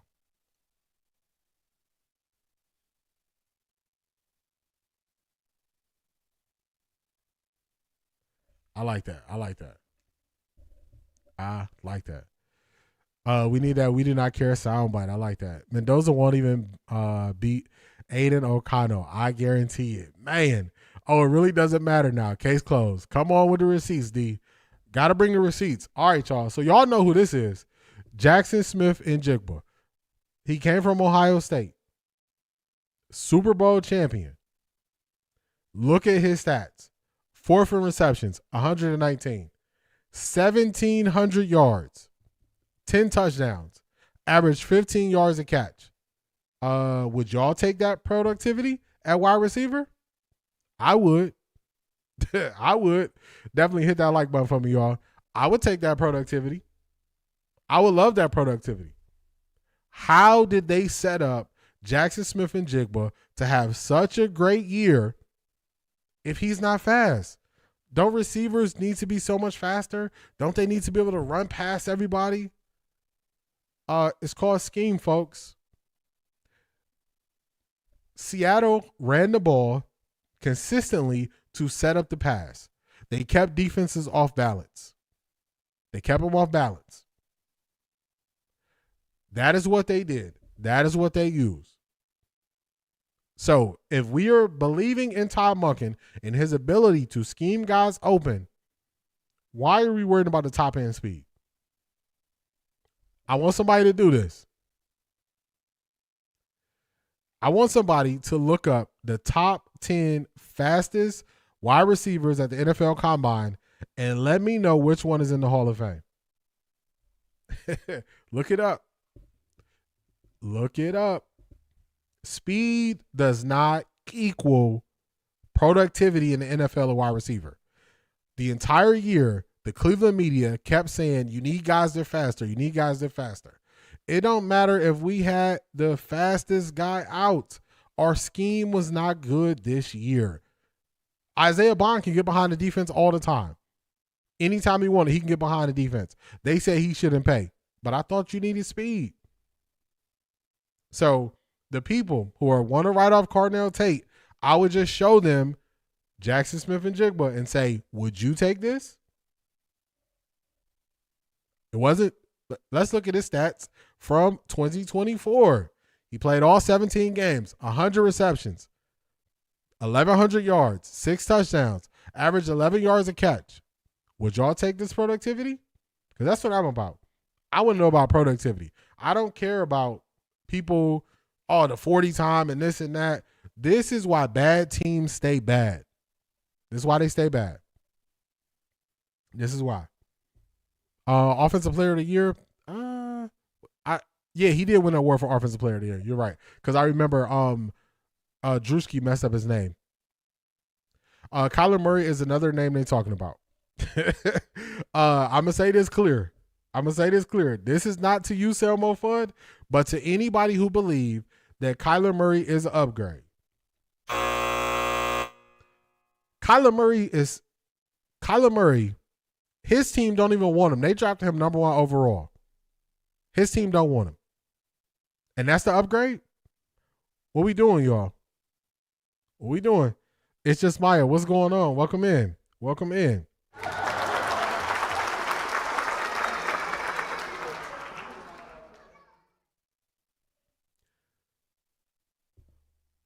We will be calling Tate Mr. Get Open. For real. He gets open. He understands the game.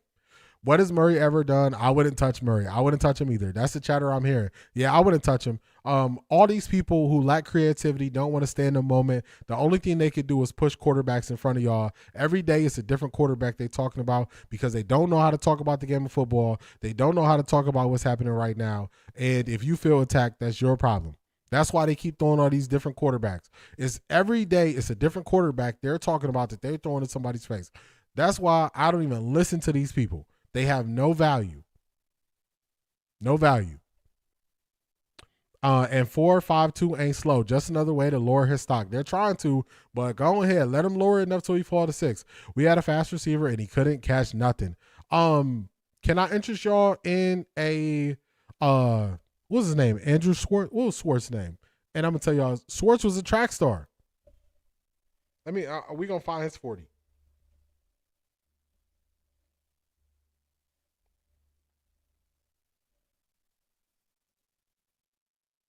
Anthony Schwartz. There we go. I got his name now.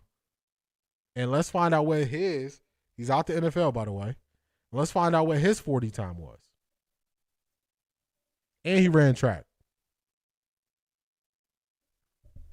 Oh my goodness. Anthony Schwartz ran unofficial 4.26 second 40-yard dash at his Auburn Pro Day. Y'all hear that? 4.26. 4.26 Anthony Schwartz ran. He is out the league. I don't care about this speed. I care about a person knowing how to play the game of football. So they can miss me with that. Miss me with that. That's when the Cleveland Browns got him. The Cleveland Browns got him for his speed, and we saw how that turned out. So let's go back here. So let Carnell Tate fall to me. Let the Browns deal with his lack of speed, as they say. Let us deal with it. We'll figure it out. All right, here we go. We got Emory Hunt. Always. Let me catch up in the chat, then we're going to get to Emory Hunt. It doesn't. Xavier from Ohio, who went with the Titans, wasn't the fastest, but every time he got in, he did something. Now it's Anthony Richardson. I'm telling y'all, these people who don't live in the moment, who don't understand the game of football, every week they keep throwing another quarterback at you. Every week it's another quarterback. This quarterback, that quarterback. It's like, come on, man, what are we doing? Browns just trade for a lineman. They want to talk quarterbacks. They don't know what they're talking about. They don't know what they're talking about. John Morant, talk to him, please. Everybody stay on that side when they switched up. You switched up, stay on that side, man. Man, stay where you at. Stay where you at. No shade, Kyler Murray or Malik, neither one of them I would take over Sanders. That's a fact. That's a fact. Looking for the next Sam Darnold is disrespectful to the work Sam Darnold put in to get where he is. Talk to him, Cedric. Talk to him. They act like he just magically got better. They forget all the time and the work that he put in. All right, I like this. I like this. We're going to get to it. Shout out to you, Cedric. I like that. From Daniel Wusier. D, I agree. I don't listen to those other channels anymore. They don't know football, and they just want our engagement so they can get paid. I'm done. Protecting my peace in 2026. Shedeur is QB1. Talk to him. Talk to him. They not running track in the Olympics. They playing football. Talk to him, Detroit Gemini. Salute to all those Ohio State Buckeyes showing up, showing out. Sonny Styles, Carnell Tate, Arvell Reese. For real. Ohio State might have 4 guys go top 10, which would be crazy. Never happened in the history of the NFL. Yeah, I saw that this morning. Is really reaching with that one, stating the Browns are more likely to get Anthony Richardson. Shaking my head. Unfortunately, y'all, Anthony Richardson needs maybe 2 more years of development. He just need more time, y'all. He need more time. What they want to do is they forget Sam Darnold went from the Jets. Where did he go next, y'all? Carolina Panthers. Where did he go next, y'all? He went to the San Francisco 49ers. Where did he go after that, y'all? He went to the Minnesota Vikings. Where did he go after that, y'all? He went to the Seattle Seahawks. Sam Darnold was also someone who had limited starts coming into the league. So if you want something like Anthony Richardson, this is a player that you get that you're looking at in 2 years what he's going to be. Not right now. He needs time and development. Before we get to Emory Hunt, let's get to what Cedric sent me because I like this. Why do I want to leave YouTube? Let's see. Copy.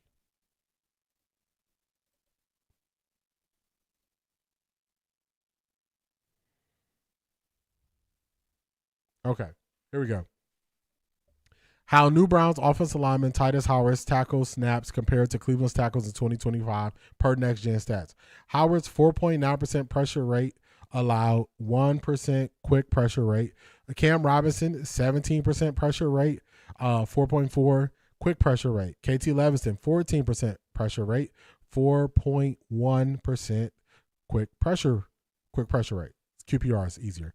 Jack Conklin, 16% pressure rate, 6% QPR.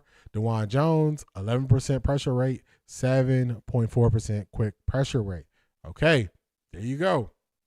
So he not giving up the quick pressures like everybody else. He not giving up the pressures everybody else. This is an upgrade, people. This is football. We can talk about it. We can talk about football. Shout out to Cedric. I appreciate you sending that to me. As soon as Shedeur is named the starter for the year, it's going to be a sight to see. Them folks going to go crazy. Latika, you already know. I had one of the fastest 41 times at the combine. Yes, I said 41. He said, look, I couldn't do it in 40. I did it in 41. The fastest. The fastest. Sam Darnold took a trip around the league before he arrived at the Super Bowl. That's it. That's what they're jumping past. They're jumping past all the years he was able to develop. They jumping past all that. So they think they're going to skip the steps. So they're going to get Anthony Richardson. Anthony Richardson might go to 2 or 3 more teams before people get something. Big time upgrades, Cedric. Big time. Big time. What is Emory Hunt's? How would Emory Hunt upgrade the Browns? Let's get to it. Always enjoy chopping it up with Emory Hunt from Football Game Plan. Emory, great to be with you back at the Combine again. A year ago when we talked about a guy who's now a quarterback for the Cleveland Browns, Shedeur Sanders, and you were a big proponent of his, your top quarterback last year. What did you see in that limited sample size, which had a lot of really good, some not so good, from Shedeur Sanders in his? They definitely don't. They're definitely not willing to admit how bad the line was, Cedric. First year with the Browns. I saw him figure it out, and I think that's an encouraging sign for 2026 because you saw what you liked about him on film at Jackson State and also at Colorado, the it factor, him being able to play above the X's and O's, him being able to create the splash play, and him being able to find the accuracy and placement on a lot of throws at the intermediate level and deeper levels down the field. Now, what he has to work on, and as I was thinking of this, as I'm going back of what I was talking about Shedeur, because I've been asked a lot about Shedeur. Yeah. It was the footwork coming from under center. I felt like sometimes when they run plays, it was a little clunky coming out of center. And it throws the timing off. And as a former back, when you don't have the timing thrown, you're already thinking in terms of where you're going to go. And if you see the quarterback stumble, you're like, all right, do I have to alter? And everything is thrown off. Yep. So I would like to see his footwork from under center get better. And I would also like to see him just get rid of the football in terms of. So y'all remember early in the year, people were saying, not early in the year, but when Shedeur finally got to start, they were saying his footwork was off. And I was just looking at all the pass plays, and I was like, his footwork is not off. You see how specific Emory Hunt was when he said the footwork was off? He said when he was coming from under center, it looked clunky. And that's repetition. But you see, he pinpointed exactly what he was talking about. Not that, his footwork was bad. Because I remember this is when I stopped playing Rizzo because Rizzo was saying, his footwork bad. And I'm like, when? I'm watching all the pass plays, and I'm like, his footwork is not bad on the pass plays. So very specific time. So you know Emory is watching. This is why I like Emory. This is why his criticisms are fair, and they go based on him actually watching the film. Emory knows his stuff. I take what he says seriously. I do too. They can't remember because they too focused on Shedeur. I agree. How long have the line been bad? It's hard to put it all on the line.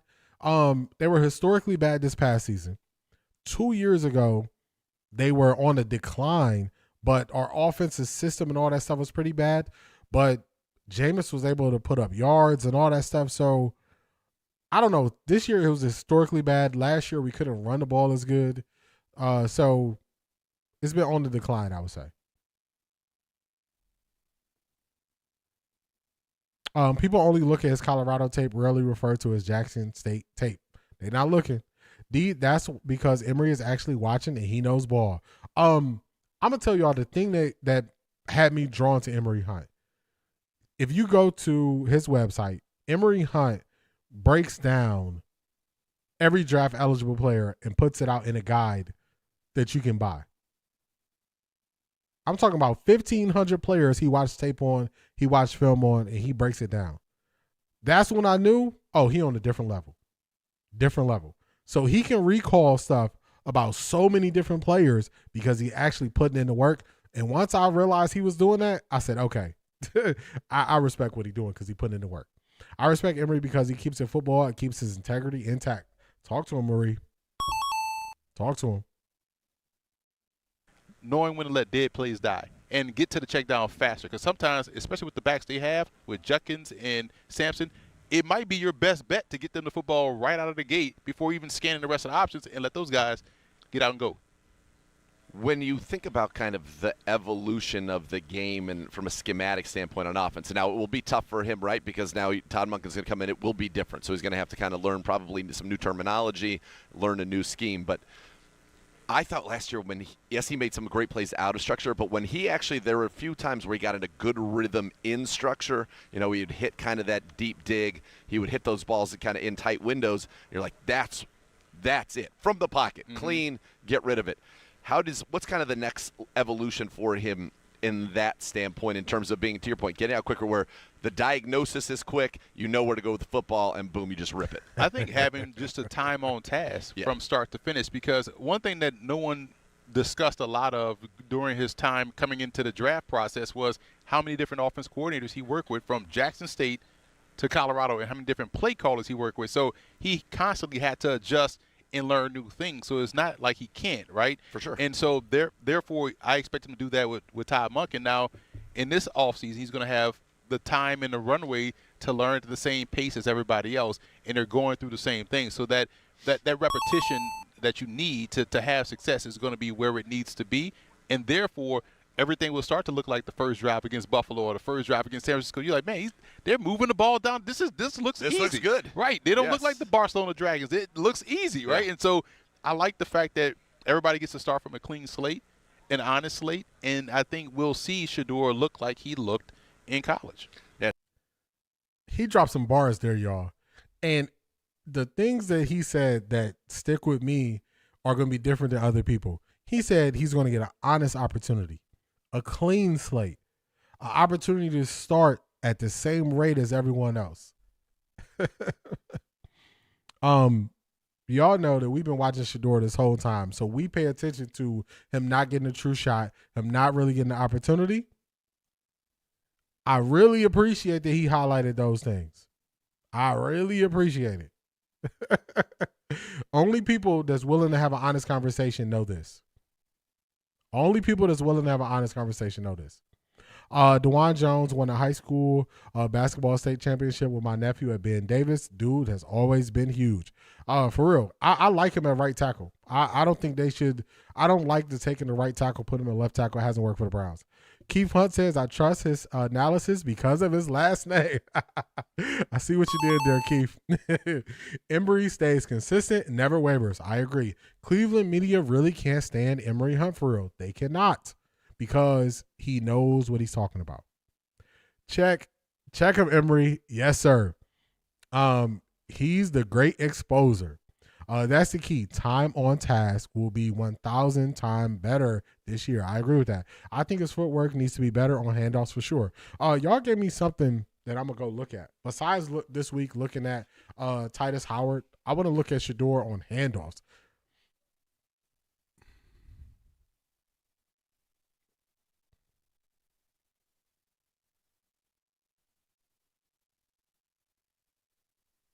And then also, I wonder if some of it is because what they had him doing going against his natural steps with having everything go as if he was left-handed.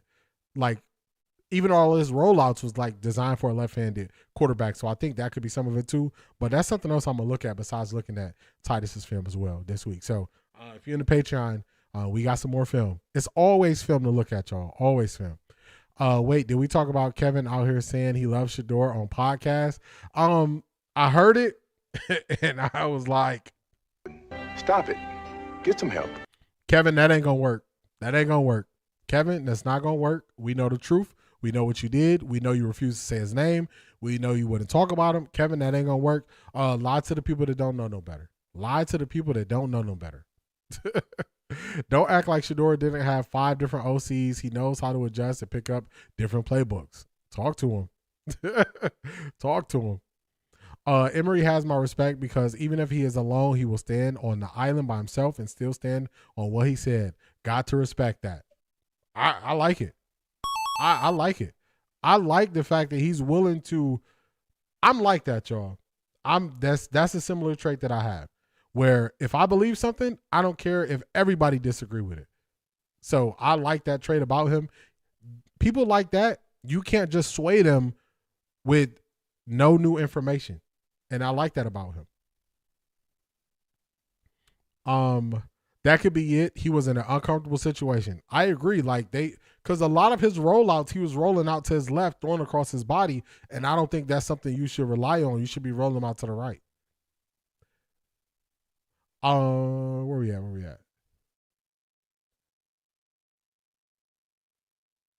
at? That's a lot of film watching. Art Jizzle, I like this. I like what I do. I enjoy what I do. I enjoy knowing and seeing things for myself. So, like, I'm going to watch Titus Howard film. I'm going to start off with the game against the New England Patriots to see how he did with that pressure was there. Then looking at Shedeur on handoffs. I don't mind putting in the work because I want to know it for myself. I don't want to be the person that's always parroting what somebody else says, and I don't know it to be true for myself. They don't know because they never did any research on Shedeur. Too busy pushing false narratives. That is a fact, Black Pearl. I was saying that all last year. Kevin, stay on that side. Kevin, for real. Everybody stay on that side when they switched up. You switched up, stay on that side, man. It doesn't erase 7 months of being dismissive of a player on your team. Mr. Not My Focus. Talk to him, Zedric. Talk to him. Mr. Not My Focus. Man, oh man. Talk to him. Talk to him. He said he marched with MLK. Can he come to the cookout now? That's going to be a no for me, dog. That's going to be a no for me, dog. I hate how all season they tried to underestimate how Shedeur didn't have proper training and was just thrown into games. For real. They don't want to have a real conversations. They don't want to have a real conversation, Detroit Gemini. That's why I don't listen to the others when they talk crazy about Shedeur. I say, oh, you on that? Okay, I'm out. That's the best way to be. Best way to be, Marie. Hey, y'all, that's what y'all talking about? I'm going to keep it moving. All right, let's get back to Emory. It's going to be interesting. Open competition, obviously. Todd Monken said that, and I like what he always says. I don't determine who plays. The players determine. I like that. You've got, Shedeur Sanders, Dylan Gabriel, and then, of course, returning Deshaun Watson. And we'll see if he can get back to that form that he had. He was one of the top 5 quarterbacks in the league a while ago, but has shown it at this level. So that's going to be very interesting. For the Browns in this draft, though, I think their early assets, 3 picks in the top 39, 624, 39, they're going to be to help a quarterback, whether that be a weapon for the quarterback at the wide receiver position, whether that be some pieces on the offensive line, maybe 2 tackles, maybe a tackle and a guard. We'll see how that ultimately shakes out. Let's talk about the receivers because I'm a weapons. I just think you need to score to win in the NFL. Same guy. Who do you like in this receiver class? And for me, I'm thinking if there's a guy that's a real one and we can get him at 6, let's do it. Is there anybody that fits that bill for you? There's a bunch, and like I break it down from 4 different spots. Your X receiver, your Z receiver, your slot, your big inside receiver, or big slot, or kind of tight X as we kind of call it. I just noticed something. Let me show y'all this real quick. I just noticed what Emory Hunt's sweatshirt says. Let me go back just a couple seconds, y'all. I don't know if y'all can see this, but his sweatshirt says New Year, same old me. Talk to him, Emory. Talk to him. Talk to him. I like that. I like his sweatshirt, y'all. Sorry. I've been really let me sidetrack for a second. I've been really looking into the stuff for the merch and then, trying to put that together. And there's a lot of different things that go into it. So I've really been paying attention to hats. I've been paying attention to what people wear and things that stand out to me. And just seeing that, I'm like, wait, is that what it says? So shout out to Emory Hunt. I like that sweatshirt. New Year, same old me. Talk to him, Emory. Talk to him. So am I. I will listen to what you say, but I will do my own homework so I can come to my own conclusion. Talk to him, Black Pearl. That's the way to go. During the pandemic, what was the term that we heard from everybody who was selling a course on YouTube? Do your own research. This is for entertainment purposes only. Do your own research. We heard that so much, which it's cool that they say it, but I'm going to do my own research anyway. I'm going to do mine anyway. So let's play it. Stanky needs to stop it. Shaking my head. And Williams, I'm with you. Emory sounds like he's a Leo. I don't know, but he your says X receiver, strong. your Z receiver, your slot, your big inside receiver, or big slot, or kind of tight X as we kind of call it. Denzel Boston is the tight X big slot guy. Slot guy is Makai Lemon. The Z is your Carnell Tate, and you also look at Jordan Tyson as your X. All 4 guys are great. Even outside of that number, you have Ted Hurst of Georgia State, who I like a lot. He plays a lot like George Pickens. Okay. And I'm glad he's here at the Combine because we're going to see him go out there and get after and get work done. Casey Concepcion, I was a big fan of him when he was at NC State.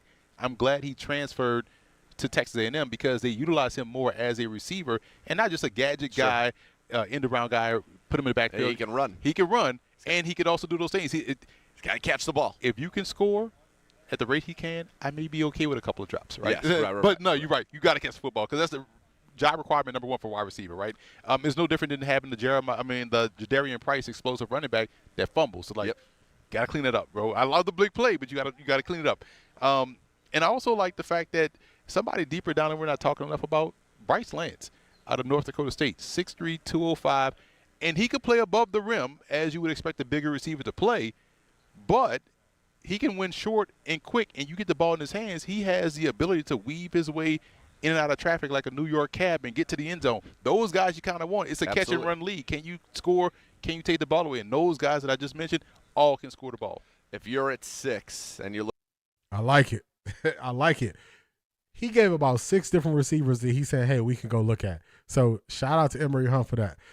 This is good, y'all. This is good. looking at a team right now that's got, Jerry Jeudy, who 2 years ago Pro Bowler, best season in the league. Last year, not as good, but obviously, all the different quarterbacks, there was a lot going on there.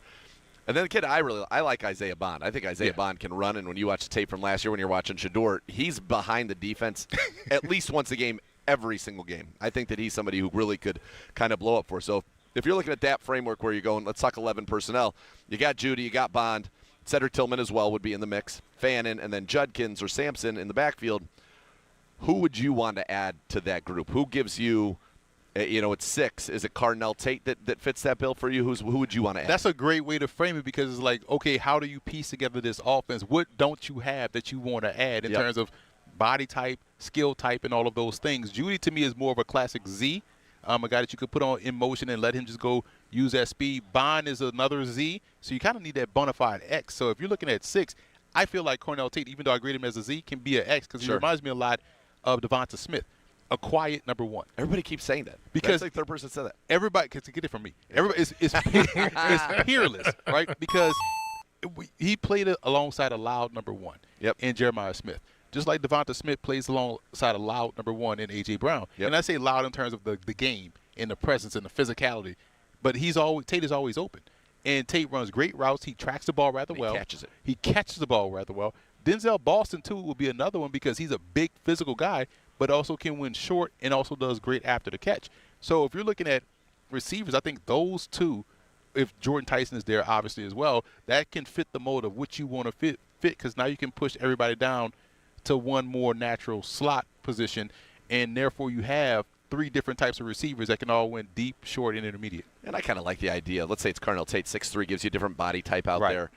And you see him outside one side, put Bond outside on the other side, and now Jeudy can be kind of your slot, get a lot of free releases and use his route running. I like the way, and Fannin's kind of a big slot even though he's your tight end. I kind of like the way that would look. Football is as you know, is a matchup game, and it's become more like basketball in the sense that how can we create individual one-on-ones? And when you have those guys that are, I love to call them Senior Bowl routes, so they could just win with multiple routes, but to get open, you have a problem defensively because it's hard to, can we bracket this guy? But, geez, I don't want to leave this other guy one-on-one because they all run 4-3. And it's funny you talk about Bond because I felt like that Bears game, just keep throwing a deep Bond. Like obviously he's getting behind the defense somehow. Oh, man. Yeah, you go back, even watch the Pittsburgh game. Dylan was quarterback at that time, obviously, but there were 2 where he's just, if you get him the ball, we're talking 80-yard touchdowns. Now, Shedeur, he had a couple of big ones. And Nathan Zagora, it happened. He couldn't. He had to acknowledge the fact that Isaiah Bond was getting behind defenses and Dylan couldn't get him the ball. He had to say it. Also, I like how Emory Hunt breaks it down and explains it. So I didn't know he was as high on I knew he was high on Carnell Tate. I didn't know he was as high as on Denzel Boston, but Denzel Boston is a guy I've always said I wanted at 24. So I'm surprised that we're viewing that the same way. But it feels good it's a feels good. It's a settling thing that he kind of sees it how I see it when it comes to similar type of player. So let me catch up on the chats. I love it. I didn't see the sweatshirt. Yeah, I saw that sweatshirt. I said I got to show you all this. I wonder how many wide receivers they will bring in from trade and draft. I would say probably 3 at least. At least three. Just from watching the game, Shedeur handoffs were kind of slow to me. It could have been a more faster, smooth handoff. It looks slow to me. He definitely needs to work on that. Yeah, I'm going to check it out. I'm going to check it out. It wasn't something I paid attention to as much, but I'm going to check it out for sure, Jizzle. Emory Hunt knows football and keeps it football. I like that, Ivy League Mac. Sadly, I've come to the conclusion that Judy will be on the team next year. I was trying to tell you, I've been trying to say it, Ivy League Mac. I just had to accept it. He's going to be here at least one more year. Is Concepcion the guy who has a stuttering issue? Did he do an interview at the Combine? Whoever that was, I really respect him. He conquered his fear. I'm rooting for him. Yes, that was Casey Concepcion. That was who Emory Hunt was talking about. I was saying that earlier. It's loser people who are trying to mock him and talk about his speech impediment. And I'm rooting for him. I don't care what team he gets drafted to. I'm rooting for his success.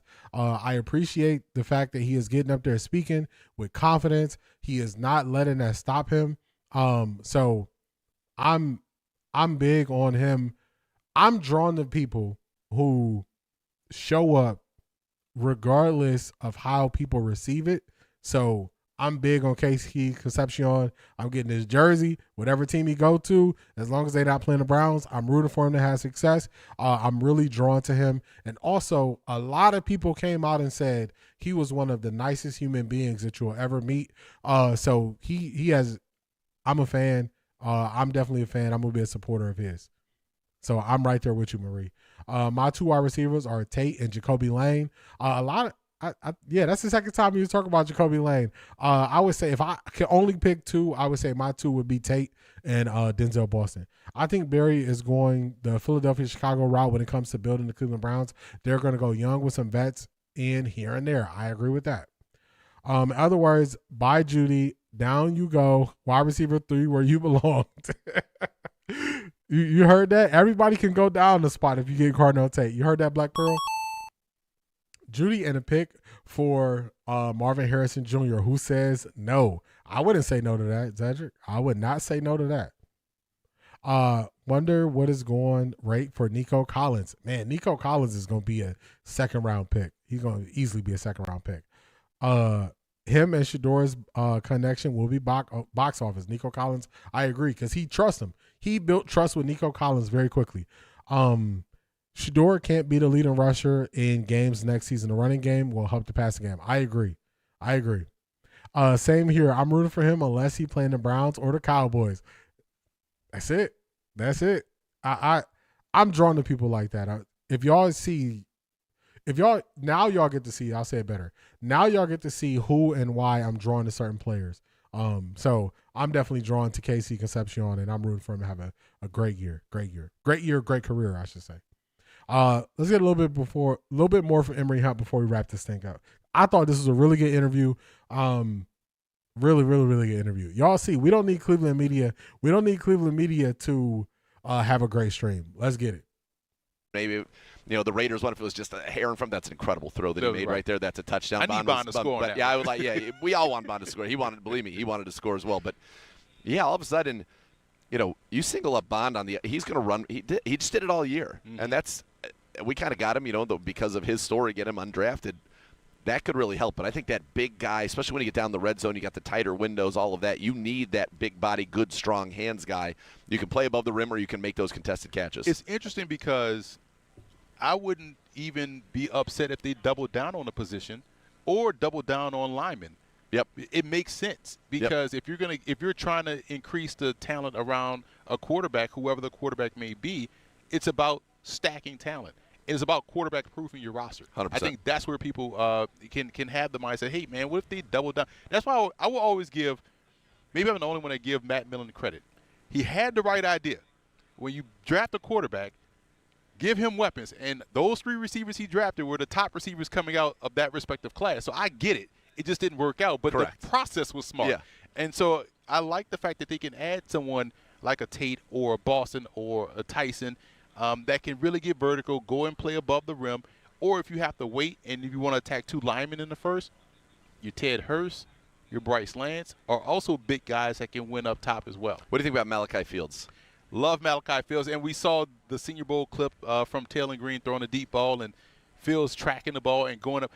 One of my scout notes I have, angry hands and arrogant hands. So it's like the ball is in the air. He may not get the best separation. That's fine. I just need you to catch the football and take it out of the air. And I love that he's not just going up and trying to fight with the ball. He's attacking out. So if he's trying to run an in-breaking route, he's reaching out to get the football. Yep. He's posting you up. Like Larry Fitzgerald. Bingo. You can't get to the ball through me. And I like that about him. And I like the fact that he doesn't mind. He's content with the catch, whether it's a 18-yard gain. Well, I want the 30-yard gain. Well, 18 times 2 is 36, right? So it works out. So as long as you're making the catch, I'm good with it. And I like the fact that he gives you such a wide radius, and it fits in what you're looking for of what you don't have in that position right now. Yeah, absolutely. Talk with Emory Hunt from Football Game Plan. Let's talk about the off. Y'all see it. The way he breaks down tape, the way he could just go over guys. Anytime we get to break down Emory Hunt, we break down Emory Hunt. We made it about halfway or majority of the way through this, so go check out the rest of this. The Cleveland Browns put that. I thought that was really good. Barry and Monken is about to draft Shedeur and Nico Collins. Or Jizzle, I'm right there with you. Off the record, the Cleveland media workaround. Talk to him, Ivy League Mac. That's interesting because they didn't feel like that when DG was thrown to Bond. When DG hit him in the head with the ball, they were saying Bond was a bust. I know Bond was glad when Shedeur came in. You remember? You remember that, Marie. They were saying this is why this team is not going to be good. This is why Isaiah Bond specifically shouldn't be playing. They were saying that a lot. And that's why next year we're not going to be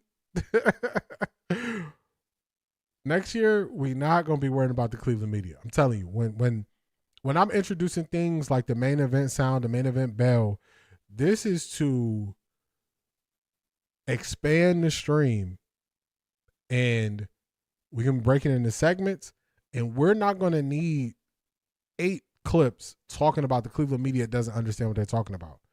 Going forward, it's going to be us with our own segments, us breaking our own stats down, us breaking down still shots of film on YouTube and then videos on Patreon. We built the credibility. Now we're going to expand and develop the stream into a formatted show. So that's what y'all are going to see. When y'all hear this, this is just the beginning right here. Let's get ready to rumble!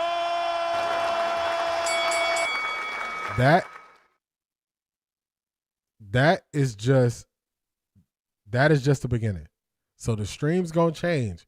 I'm not going to be showing Bull on the screen, explaining how Bull don't know what he's talking about. We passed that, y'all.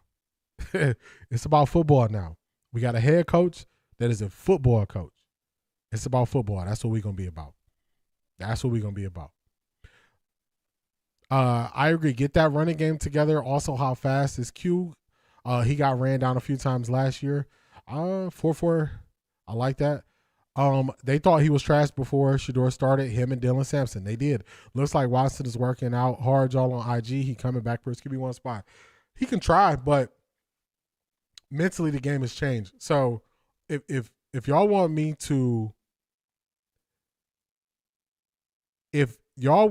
break down really quickly what is the issue in Deshaun's game, the issue is when Deshaun was running the league and right up there mentioned with Patrick Mahomes, he leaned so heavily on his athletic ability to extend plays. He was breaking down what defenses were then. He is still kind of behind on breaking down what defenses are now. That's why he looked kind of confused. And you pair that with shoulder injury, that his arm does not look the same. He could do whatever workout he want to do. The workouts don't matter. It's about the football. It's about what you do on the field. So if you have an issue with being able to handle what defenses do now, and you don't have the arm talent to really hit guys across the middle or outside the numbers or deep passes with accuracy, it's not going to work. So I'm not going to get too worked up. Deshaun Watson can put out 2 workouts a day up until the season start. It's not going to change how I view it. It's not going to change how I view it. Anybody got Concepcion on Instagram, please drop. I want to support him as well. I don't have his Instagram, but I'm gonna look for it. If I find it, I can drop it in Patreon. Those heavily edited videos. Yeah, I'm not worried about it. Charmaine is laughing at it. I'm not worried about it. I think people forget also that Shedeur likes to ask his wide receiver how they want to catch the ball, how they physically catch, let's move. Getting that OTA with the ones is going to lock that O-line in. I agree. Lock everybody in. Look how many camera cuts there are. He hiding something. Food for thought. Did Barry draft that Texans O-lineman at Watson's request or trade for that Texans O-lineman at Watson request? If he did or he didn't, it don't matter. The offensive line got to get better. It got to get better. QB2 at best, we good. Shedeur QB1. That's it. And that's why you don't trade out of the 6th pick. You can't continue to get lower talent. Yeah, I say you get the top guy. Thanks, Dylan. Looked faster last season. Dylan, I believe, is faster than Quinshon. Yep. Take a look again. It's 6-7 camera cuts in 10 seconds. He hiding that injury still. Y'all overthinking the Watson thing. I agree with that. Yes, I even saw Malachi Corley say he will be catching with Shedeur next week. Shedeur already locked in with the wide receivers. That's it. I believe he will be a good backup QB. That's just it. Sometimes your body can just break down, and you can have all the will to drive in the world. But if your body break down and you can't do the things that are necessary, it is what it is. I'm not throwing shade at him, but we just got to look at what he is now. He's breaking down. So hopefully y'all enjoyed this stream. I thought we had a great stream. Y'all. If you didn't see all of it, definitely tap into the replay. We put this combine thing to bed. We put the narratives to bed. It's all about football going forward. That's what we about.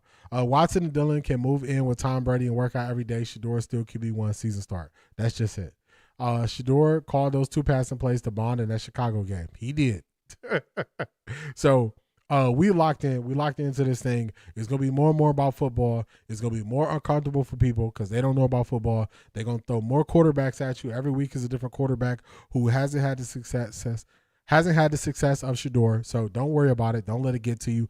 We sleeping easy over here because we know it's about football now. Everybody got a clean slate, and it's going to be a big year for the Browns. Nobody else stamped the Browns as early as I stamped the Browns. Nobody else stamped Colorado as early as I stamped Colorado. It's going to be a big year. Believe what you heard. Hopefully y'all enjoyed it. Tap into the Patreon. Make sure you like. Make sure you comment. If you watch the replay, make sure you hype the video so other people can see it. Hit that like button on the way out. I'll catch y'all in 2 days. We back at this thing on Wednesday. Hopefully y'all enjoyed it. Peace, everybody.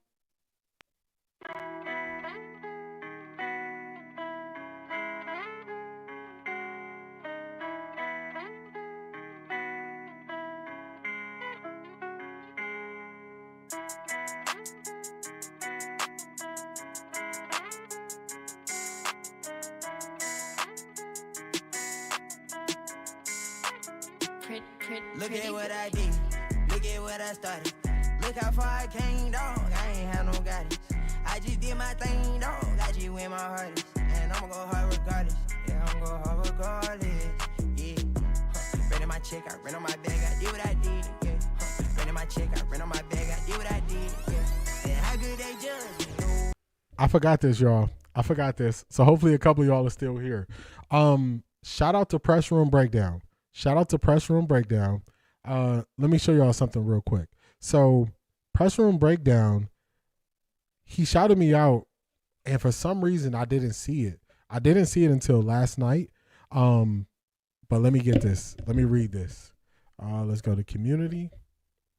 and I didn't see this until yesterday. But press room breakdown. Let's see how good my camera can show this. I'm going to show it here. Here. Right there. So shout out to press room breakdown. This is from 2 weeks ago. I got to start looking at my page. Let's see if I can show it on the screen to y'all real quick. Let's see how we can do this. Let's see. Let's go here. Let's pull up my YouTube and see if I can show y'all. Let's see. Let's see. I don't got my sound in. I don't got my headphones in, but I thought about this, and so let me put this back in. Y'all getting a little extended look. So let me go here, and I want y'all to show. I want to show y'all this. I want to make sure I didn't waste any more days with showing y'all. So let me pull up my channel, and let me show y'all. So if you're watching the replay, this is like at the end of a Steve Jobs thing where they announce something new at the very end, and he say there's one more thing. This is the one more thing, y'all. So let's do it. Let's do it. Let me pull it up. Shout out to Shanithia. Let me get that on the screen. This is that overtime, but I want to make sure I let Press Room Breakdown know that I appreciate them. So let me go to the channel. And the replay, the people who watch the replay, y'all will see this normal. Everybody else, tap in. All right, let's see. How do I sort this?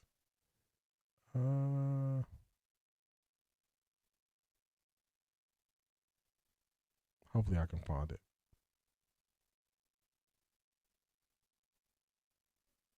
I got to get to the post. So Press Room Breakdown says shout out on my post. I got to find it. Where's the community? Let's go to community. Also, shout out to Shanithia. Let me do this while I'm pulling this up. Broncos country, let's ride. Broncos country, let's ride. Come to Off the Record D, where we going to read your super chats. Your voice is going to be heard. And one more. Oh my God! Wow!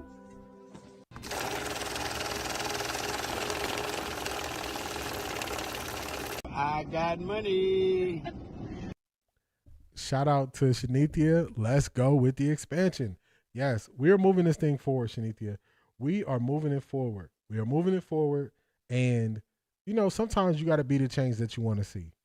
Okay, here we go. Now I can show y'all. Let's go here. Let's go right here. All right, so I didn't see this because for some reason I didn't see the notification. I didn't have this sorted properly. But I'm also going to clip this so he can see it. Shout out to Press Room Breakdown. Shout out to Press Room Breakdown. Let me go here, and I want to show it this way so I can clip it. Where we at? Chrome is here. Here we go. So shout out to Press Room Breakdown. Shout out to him. There we go. So I can clip this up. So Press Room Breakdown sent this 2 weeks ago, and he said, appreciate the shout out and the support. It really means a lot. Much love and respect. PRB. So shout out to Press Room Breakdown. I appreciate you. I like what you're doing over there. Keep doing your thing. Much continued success and growth to you. I really enjoy your breakdowns, and I think you are in a lane where you could really dominate because people aren't looking at things through the view and the lens that you are. So shout out to you. Shout out to Press Room Breakdown.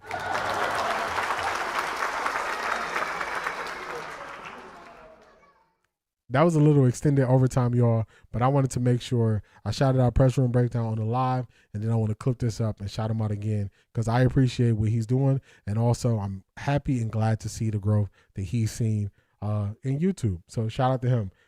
So the real ending this time.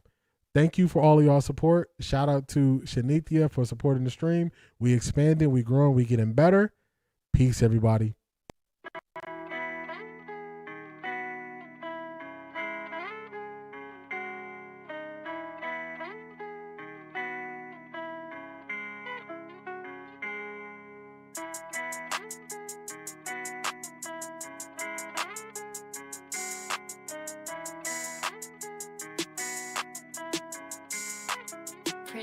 Look at what I did.